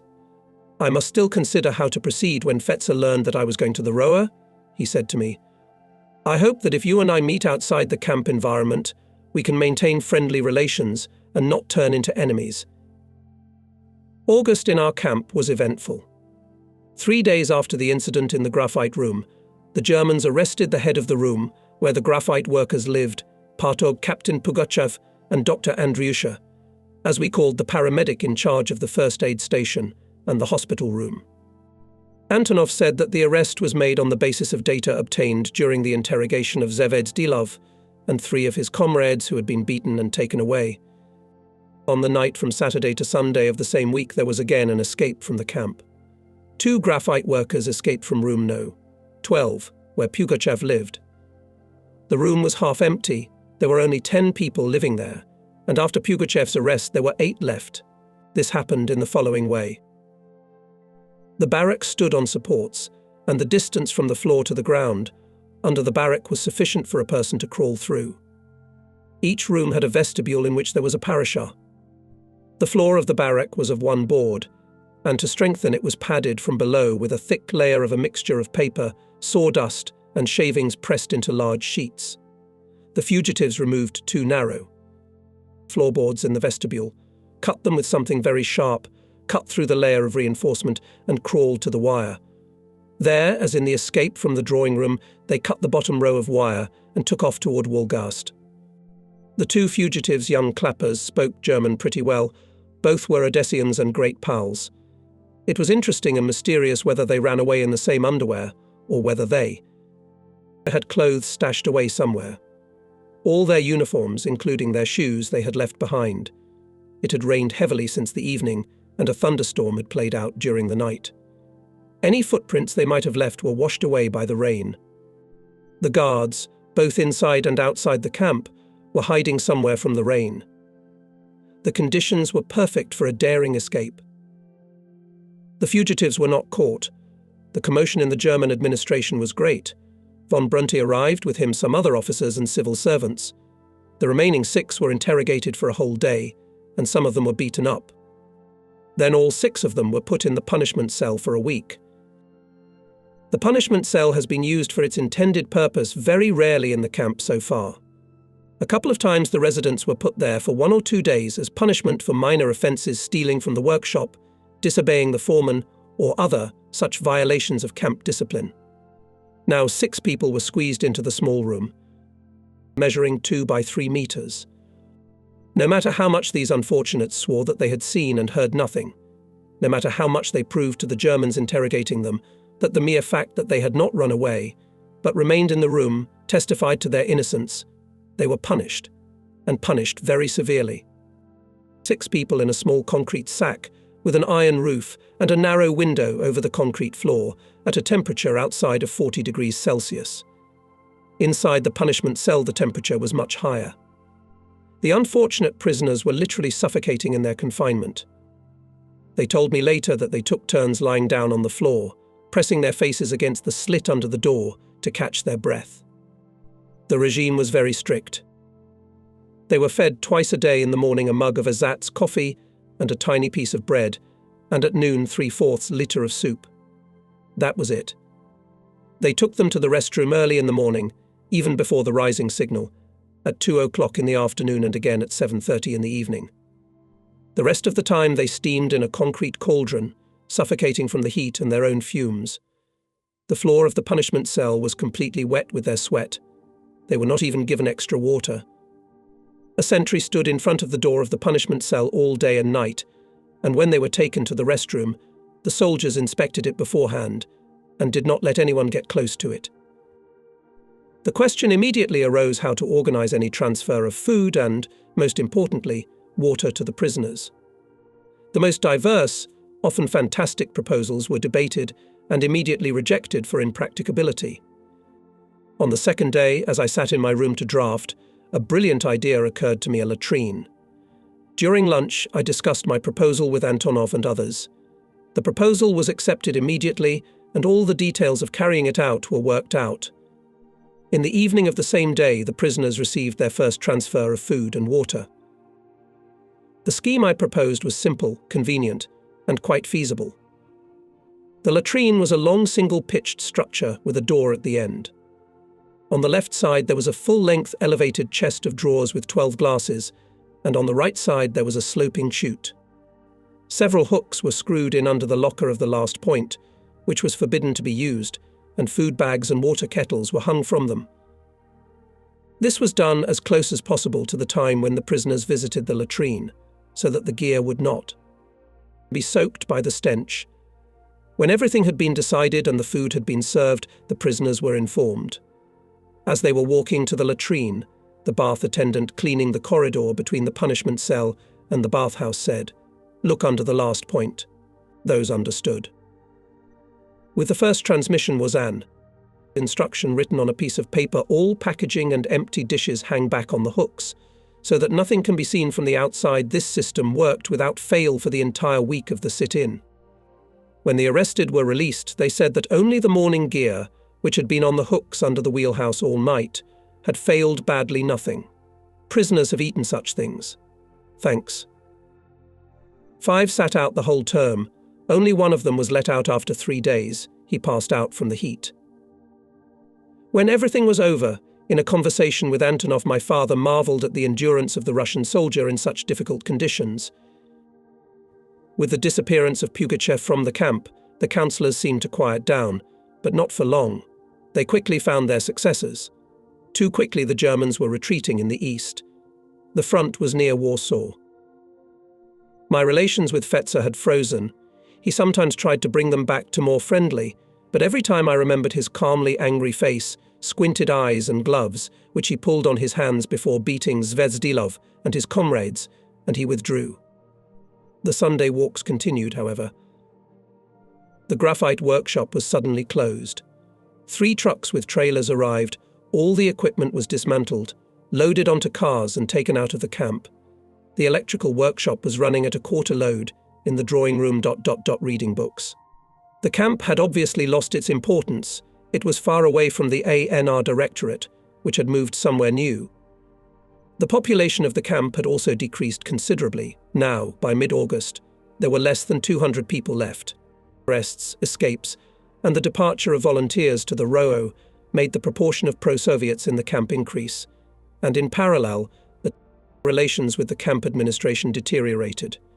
The prisoners became more arrogant, disobedient, if I may put it this way, more aggressive, and therefore the administration became more picky, harsh and less inclined to various manifestations of humanity. Probably the Germans themselves did not know what to do with this small and now meaningless camp of Soviet engineer prisoners of war. Rodionov, who did not want to go free through the doors of the ROA, together with us, quite unexpectedly, was the first of us to be free, using quite different doors. Alexander Pavlovich was an exceptionally nice, intelligent and pleasant man, a knowledgeable and experienced engineer, but the only thing military about him was his appearance. Large, strong, physically handsome blonde, he was gentle, soft, indecisive and sentimental, like a young lady institute. And of course his refusal to join us was mainly based on his dislike of all military things. Everyone in the camp treated him very well, including the councillors when I thought about him and the approaching end.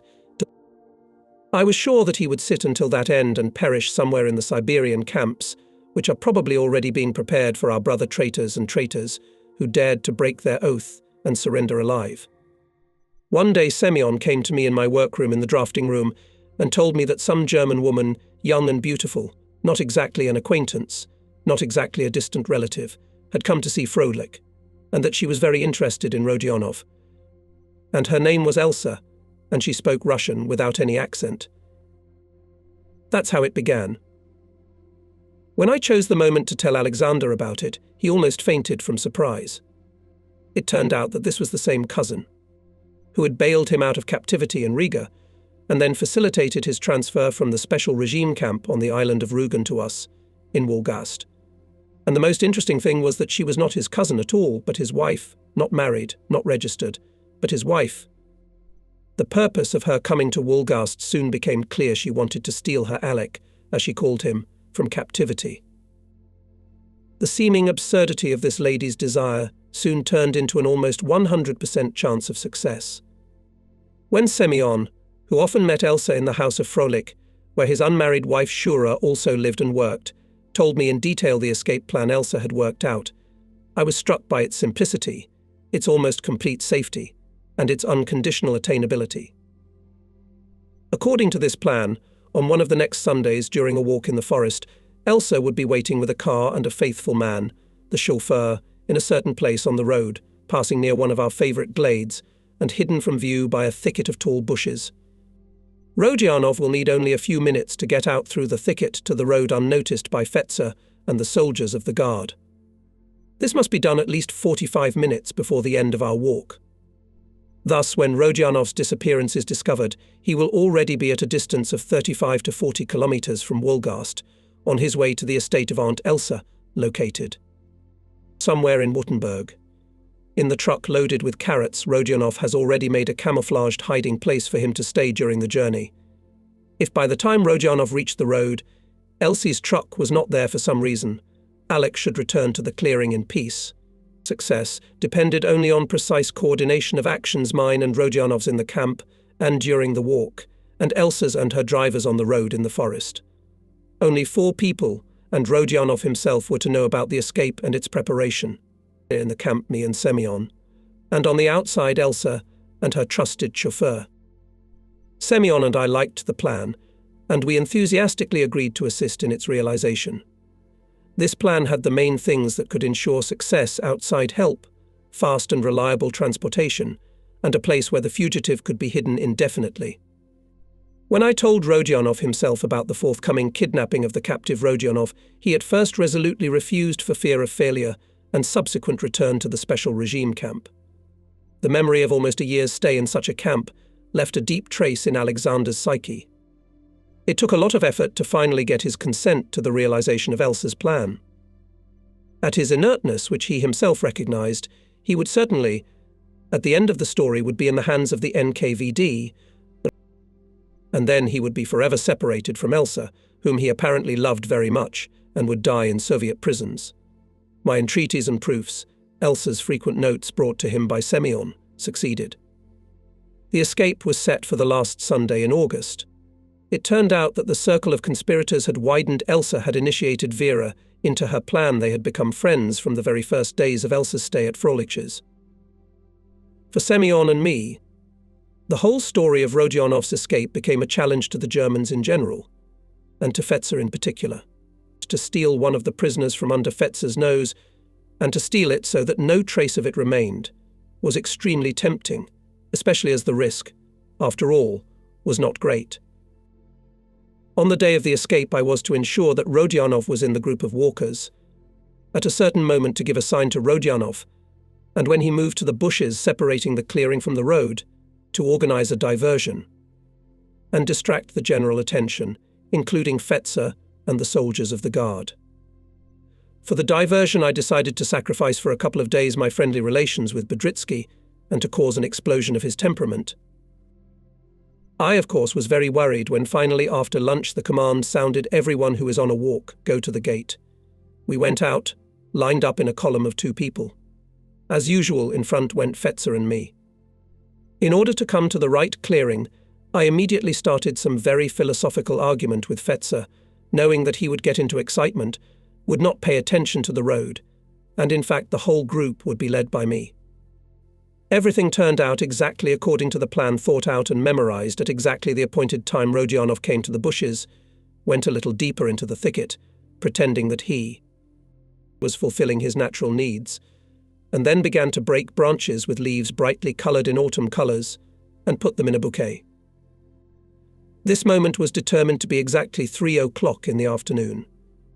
According to the experience of previous walks, at this time, an hour and a half before the end of the walk, everyone usually rested, having played various games, and most just slept, collapsed on the grass.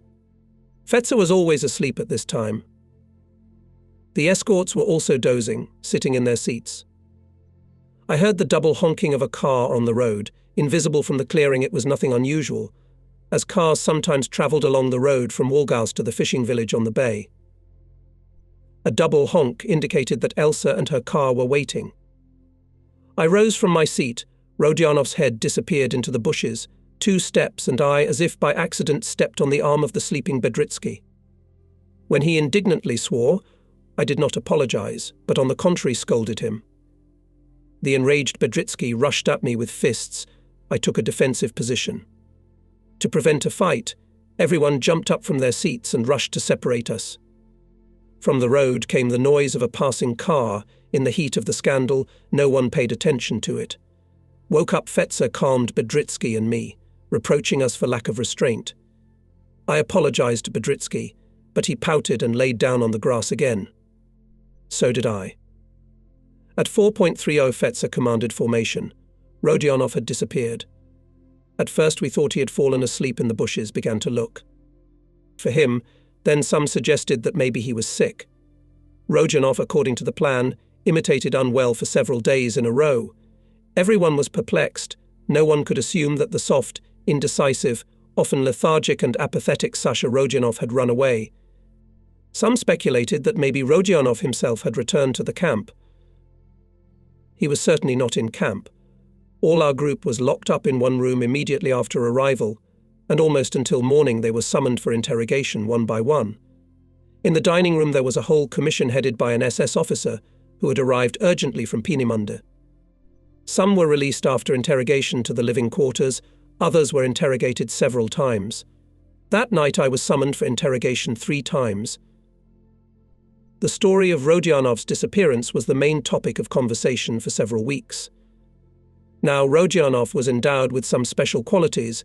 He seemed to many people now cunning, secretive, duplicitous in his own mind. They remembered that at work at Bauer he talked to Polish workers. It came to the point that they began to suspect in him an agent, some NKVD agent, and others Gestapo agent. Fetzer simply fell ill. He, of course, received the strongest reprimand from his superiors, and obviously on instructions from above, the camp tightened the screws. Payment for our work stopped, so my work in Fetzer's office also stopped. Work crews continued to work at the neighborhood bars, with a much stronger escort and a categorical prohibition of any contact with the civilian population. However, the manufacture and sale of toys continued even more intensively than before, as the amount of work in the workshops decreased and decreased. In general, the case of Rodionov's escape was somehow quickly hushed up. It was too unpleasant for Fetzer, Hildenbrandt, and probably many in Peenemünde. But Fetzer himself continued the search in the hope of finding at least some tip of the thread to untangle the whole knot. As it turned out, he went around all the owners who had our prisoners working for them, interrogated the owners and workers, checked their testimonies and studied their answers. He simply said to me, "I intuitively feel that you know more about the story with Rodionov than you say. It was not without your participation. Everything was done cleverly, so far not a single trace, not the slightest hint. But if I find even the slightest clue, the smallest crack in this conspiracy, you, Major, will be bad. Very badly, I promise you." Perhaps he would have found something. He himself had suffered too much in this whole Rodionov affair, but subsequent events deprived him of this opportunity. Semyon Vladimirovich was transferred somewhere else to another job. He married his friend Shura and left. Vera, a teacher from Kiev, married a French prisoner, a certain Nicola, who, having fallen in love with her, signed a declaration of loyalty to the government in Vichy in order to be released. After the marriage had been arranged, they left Wolgast. Thus, of all the participants in the conspiracy, only I alone remained in Wolgast. And in the last days of September, quite suddenly, with great haste, our whole camp was evacuated. In the morning everyone was raised on alarm, ordered to pack up, put equipment and tools in all still working workshops, and by the end of the day all the personnel were loaded on a large barge, and by the next morning we were in the harbour of Greifswald. Sleep-deprived, hungry and perplexed by the sudden evacuation of the camp, we were led along the outskirts of the town to Iafita Lag and housed in 3 wooden standard 3-room barracks. Immediately upon arrival we were given breakfast, which resembled Hummelberg in quantity and quality. Next to our barracks, separated by a barbed wire fence, were barracks inhabited by prisoners of war Italians, former German allies and now enemies. The Italians, who only 2 years ago had fought with the Germans against the Red Army in the Ukraine, were now greeting their former enemies, the Russians, with loud shouts and warm applause. We were allowed to rest until lunchtime, and almost everyone took the opportunity to go to bed. After lunch, also not enough to feel satiety, our old acquaintance Andrei Kuzmich Novikov appeared. He said that he did not know why the camp had been evacuated so urgently and so suddenly. He had some assumptions, but not sufficiently thorough to speak of them. He also reported that Granov, and with him and 9 others, had left the Roa and their Russian group. Now consisted of only 23 men, and that he himself had been appointed to take Granov's place in the Stalag Chancellery. The Pomeranian autumn had begun. It was raining, a cold, penetrating wind from the sea was blowing. We sat in the barracks, languishing from boredom, idleness and uncertainty. Once a representative of the ROO, a young lieutenant who had graduated from the propaganda school and was somewhere near Berlin in Dubendorf, came to see us. He told us, who had applied to join the ROO, that the matter had been delayed because of complete chaos in the ANR administration. I told Bedritsky and Lyashenko about my role in Rodionov's disappearance. This was a surprise to Lyashenko, but Bedritsky was not surprised. I suspected something, too. This rudeness was not like you when the rain stopped pouring. Our Italian neighbours would crawl out of their barracks and instantly put on a concert. They sang in chorus, sang duets, performed soloists, and we were amazed at the abundance of beautiful voices and applauded after each number. The food was somewhat improved, besides which we received transmissions from the French and Belgians. They were stationed on the other side of the Stalag, but knew about our group and always sent us greetings through Novikov, who continued to have friendly relations with them. This was pleasant and often profitable. We stayed in the Stalag for 3 weeks. Just as suddenly as the evacuation from Wolgast, the prisoners were brought back. At the evening inspection, our Papa Hildebrandt suddenly appeared and announced with a cheerful smile that in the morning everyone was going nach Haus Zurich. Nach Wolgast, his words were greeted with a real prolonged ovation. Pops was smiling like a birthday boy. Indeed, for many of us, the camp at Wolgast had become home ... the only home.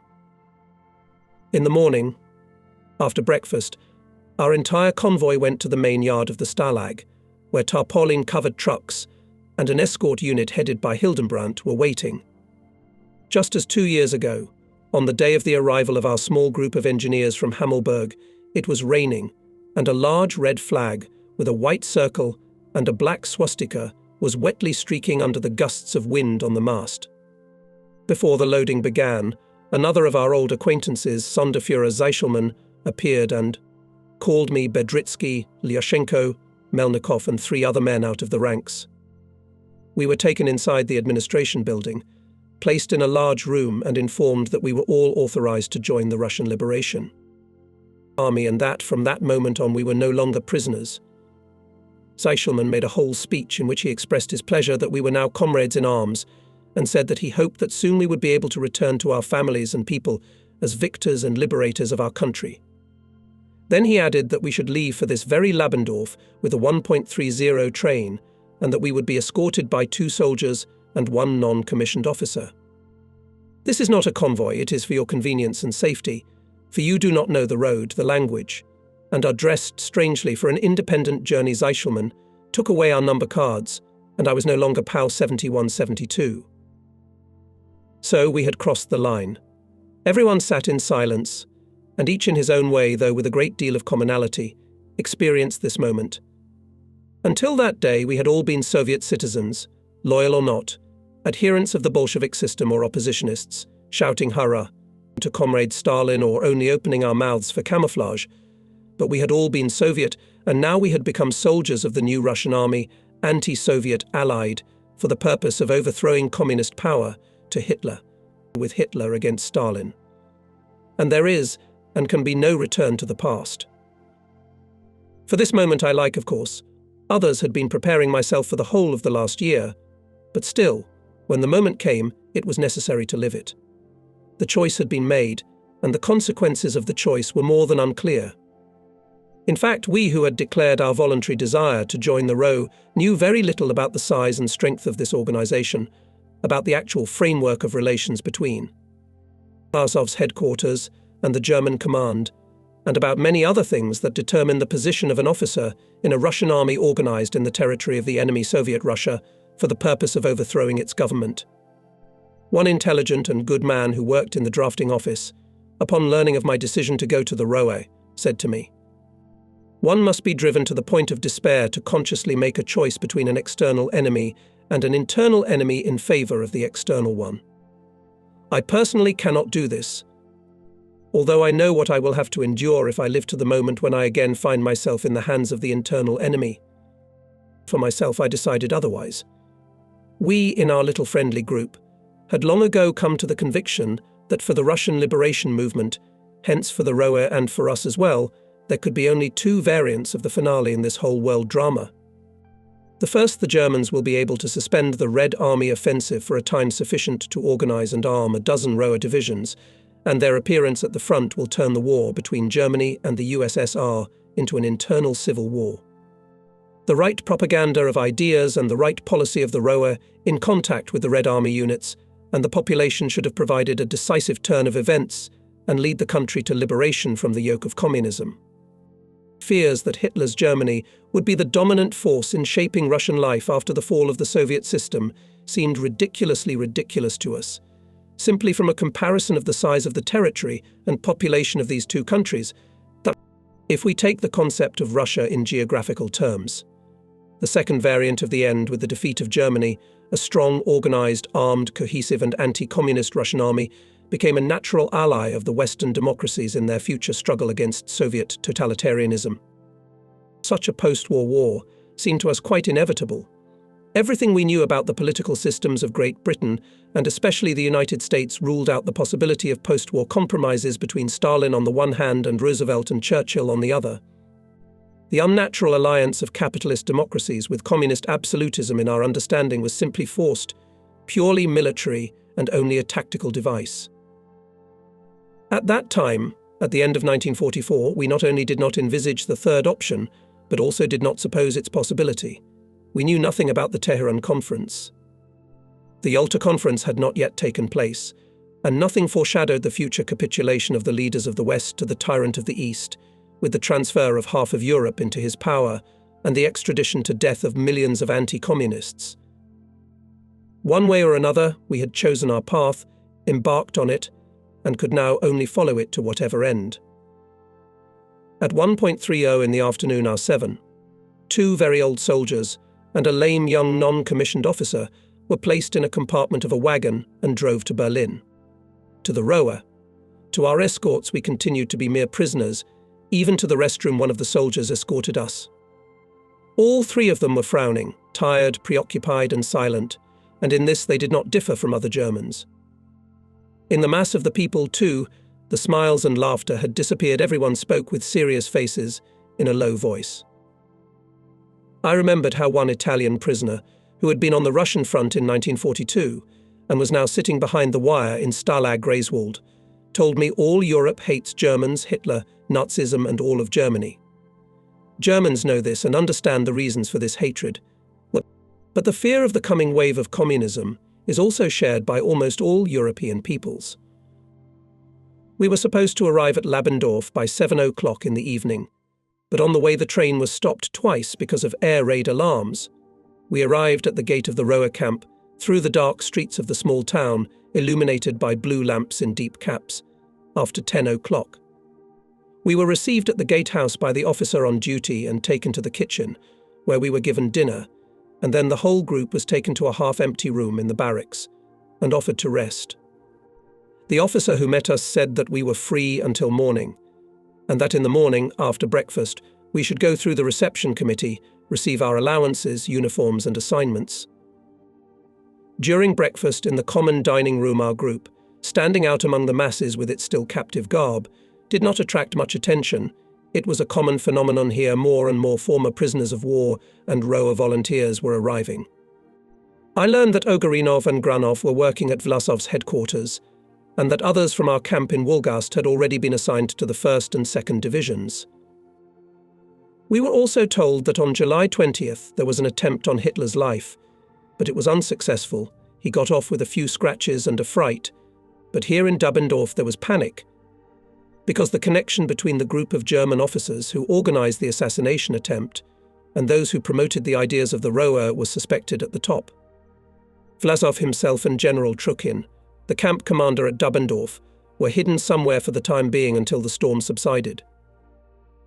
After breakfast we returned to the barracks, where we spent the night, and all except me and Lyashenko were immediately summoned for procedures. After a while, an officer, with the epaulettes of a major on his shoulders, middle-aged and trim, came to our room. He introduced himself as Major Pshenichny and said an unpleasant complication has occurred with your enlistment in the RAF. Gentlemen, at the request of the organization for which you are enlisted, what is it called? Hier ist Peenemunde, or something. The Wehrmacht has revoked its permit. And you must return to your place of work today. Does this apply to our whole group? I asked. No, just the two of you, replied Pshenichny. Why and how this happened, Major Pshenichny did not know. Last night, even before our group arrived, a dispatch was received from the Wehrmacht concerning only me and Lyashenko. It was a great blow to us. Why just the two of us? Major Pshenichny said that in the morning it was reported to the head of the school, General Trukhin, and the latter gave the order to send us back to the NAR. He explained, enrollment of prisoners in the RAF takes place only when the Wehrmacht removes them from the category of prisoners of war. And until that happens, you are outside the jurisdiction of the RAF, and we here, including General Trukhin and even Vlasov himself, are absolutely powerless to do anything about it. We asked for an appointment with General Trukhin, and in half an hour he received us. Wheat led us to a separate small barrack. It was a large room, furnished with cabinet furniture, with a large desk in the middle. As soon as we had time to look around, General Trukhin entered. Tall, thin, very pleasant-looking, he was obviously embarrassed by the occasion and his own impotence. We stood up and saluted. The general shook hands with us. Please be seated, gentlemen, he said in a soft, chesty voice. I know your whole story. It is very unpleasant to me, but I cannot help you radically at this minute. I will at once take steps to have you both released from captivity as soon as possible and enlisted in the Rower, but now you will have to go back to your camp. Mr. General. I exclaimed, this is an unheard of mockery. It is, I know all that, Major. I know what you have to say, and, without listening to you, I agree to everything in advance. But, I repeat, you will have to put up with it and go back. For a short time. I promise you both that I will achieve and, after a rather long pause, he added, believe me, I understand your condition, and all the bitterness of resentment, and all the rage for your unceremonious, callous and rude treatment. But understand mine. It may be even more bitter. I, the general and chief of this whole institution, have no right to tell them to leave you alone. Goodbye. I hope it will soon be different, and we will speak differently, and they will be forced to listen to us. It's very hard for me to say this. You both have to go back to the POW camp. I give you my word that I will not rest until you and I meet again in this room, under happier circumstances for you and for me. Goodbye, Mr. Officers. Leaving a note addressed to Bedritsky, we found ourselves again on the train, accompanied by the same lame undersecretary who had brought us to Dubendorf. Only now, sitting in the compartment of the train and calming down, we fully realized what a puddle we had fallen into. Back to Wolgast. To the camp, where now there were only the undecideds, passive and frightened by the impending denouement, and a close-knit group of pro-Sovietists in the camp, we would find ourselves in a foolish position and would be the target of ridicule and bullying. Somehow we had to avoid all this. But first of all, we must understand the reason why the ANR blocked our departure to the Rower. If it concerned only me alone, the reason. For the ANR's objections could have been that I was a petty officer of a drafting unit that was still in operation, but the fact that Lyashenko was in the same position confused the cards. He was a rank-and-file draftsman, and there were 15 men like him who had already left for the Rower. Besides, the foreman of the carpenter's shop, Captain Boyko, and Colonel Ogarinov, our Russian commandant, were released from captivity to the Rower without delay or complications. We decided that this was simply a bureaucratic error in the ANR Chancellery, without any serious basis. Departing from this assumption, we decided to act upon our arrival in Wolgast to make a great scandal and demand our sending to Stalag, where we would wait for clarification of the situation and the results of General Trukhin's actions. We came to the camp from Wolgast station about 3 o'clock in the afternoon. All the prisoners were at work. We were met by the familiar soldiers of the guard and led into the office by a smiling and satisfied Papa Hildenbrandt, who greeted us with a Nach Haus on our return. Fetzer also appeared, also with a smile on his face, and with the caustic remark, "That's it." The number failed, but when we told our camp authorities that we would not go to the camp, and that if they wanted to send us there, they should beat us senseless and take our bodies there, the smiles disappeared from their faces. It was quite clear that both of them were confused. They tried to reason with us, to frighten us with reprisals and punishments, with the punishment cell, with special regime camps. But we stood firmly on our own. We would not go alive, and they would have to drag us to the camp if we were insensitive. Outraged and irritated by our desperate and determined resistance, Giddenbrandt and Fetzer ordered us to be locked up in one of the rooms of the German barracks. We ourselves were in a state close to hysteria, and sat locked up almost silently for more than 2 hours, waiting for the results of our revolution, but we came out victorious. At about 6 o'clock in the evening a car came from the Stalag, and we were taken to Greifswald. In parting, Fetzer said, "Damn you, where in Russia you have such lunatics. In the Stalag you'll be put in jail and a kutuska." I really hope so.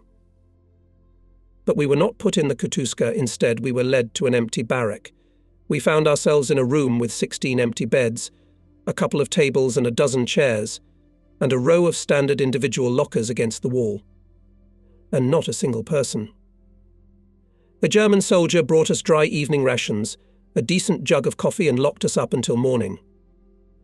Our barracks was in the block where Serbian prisoners lived.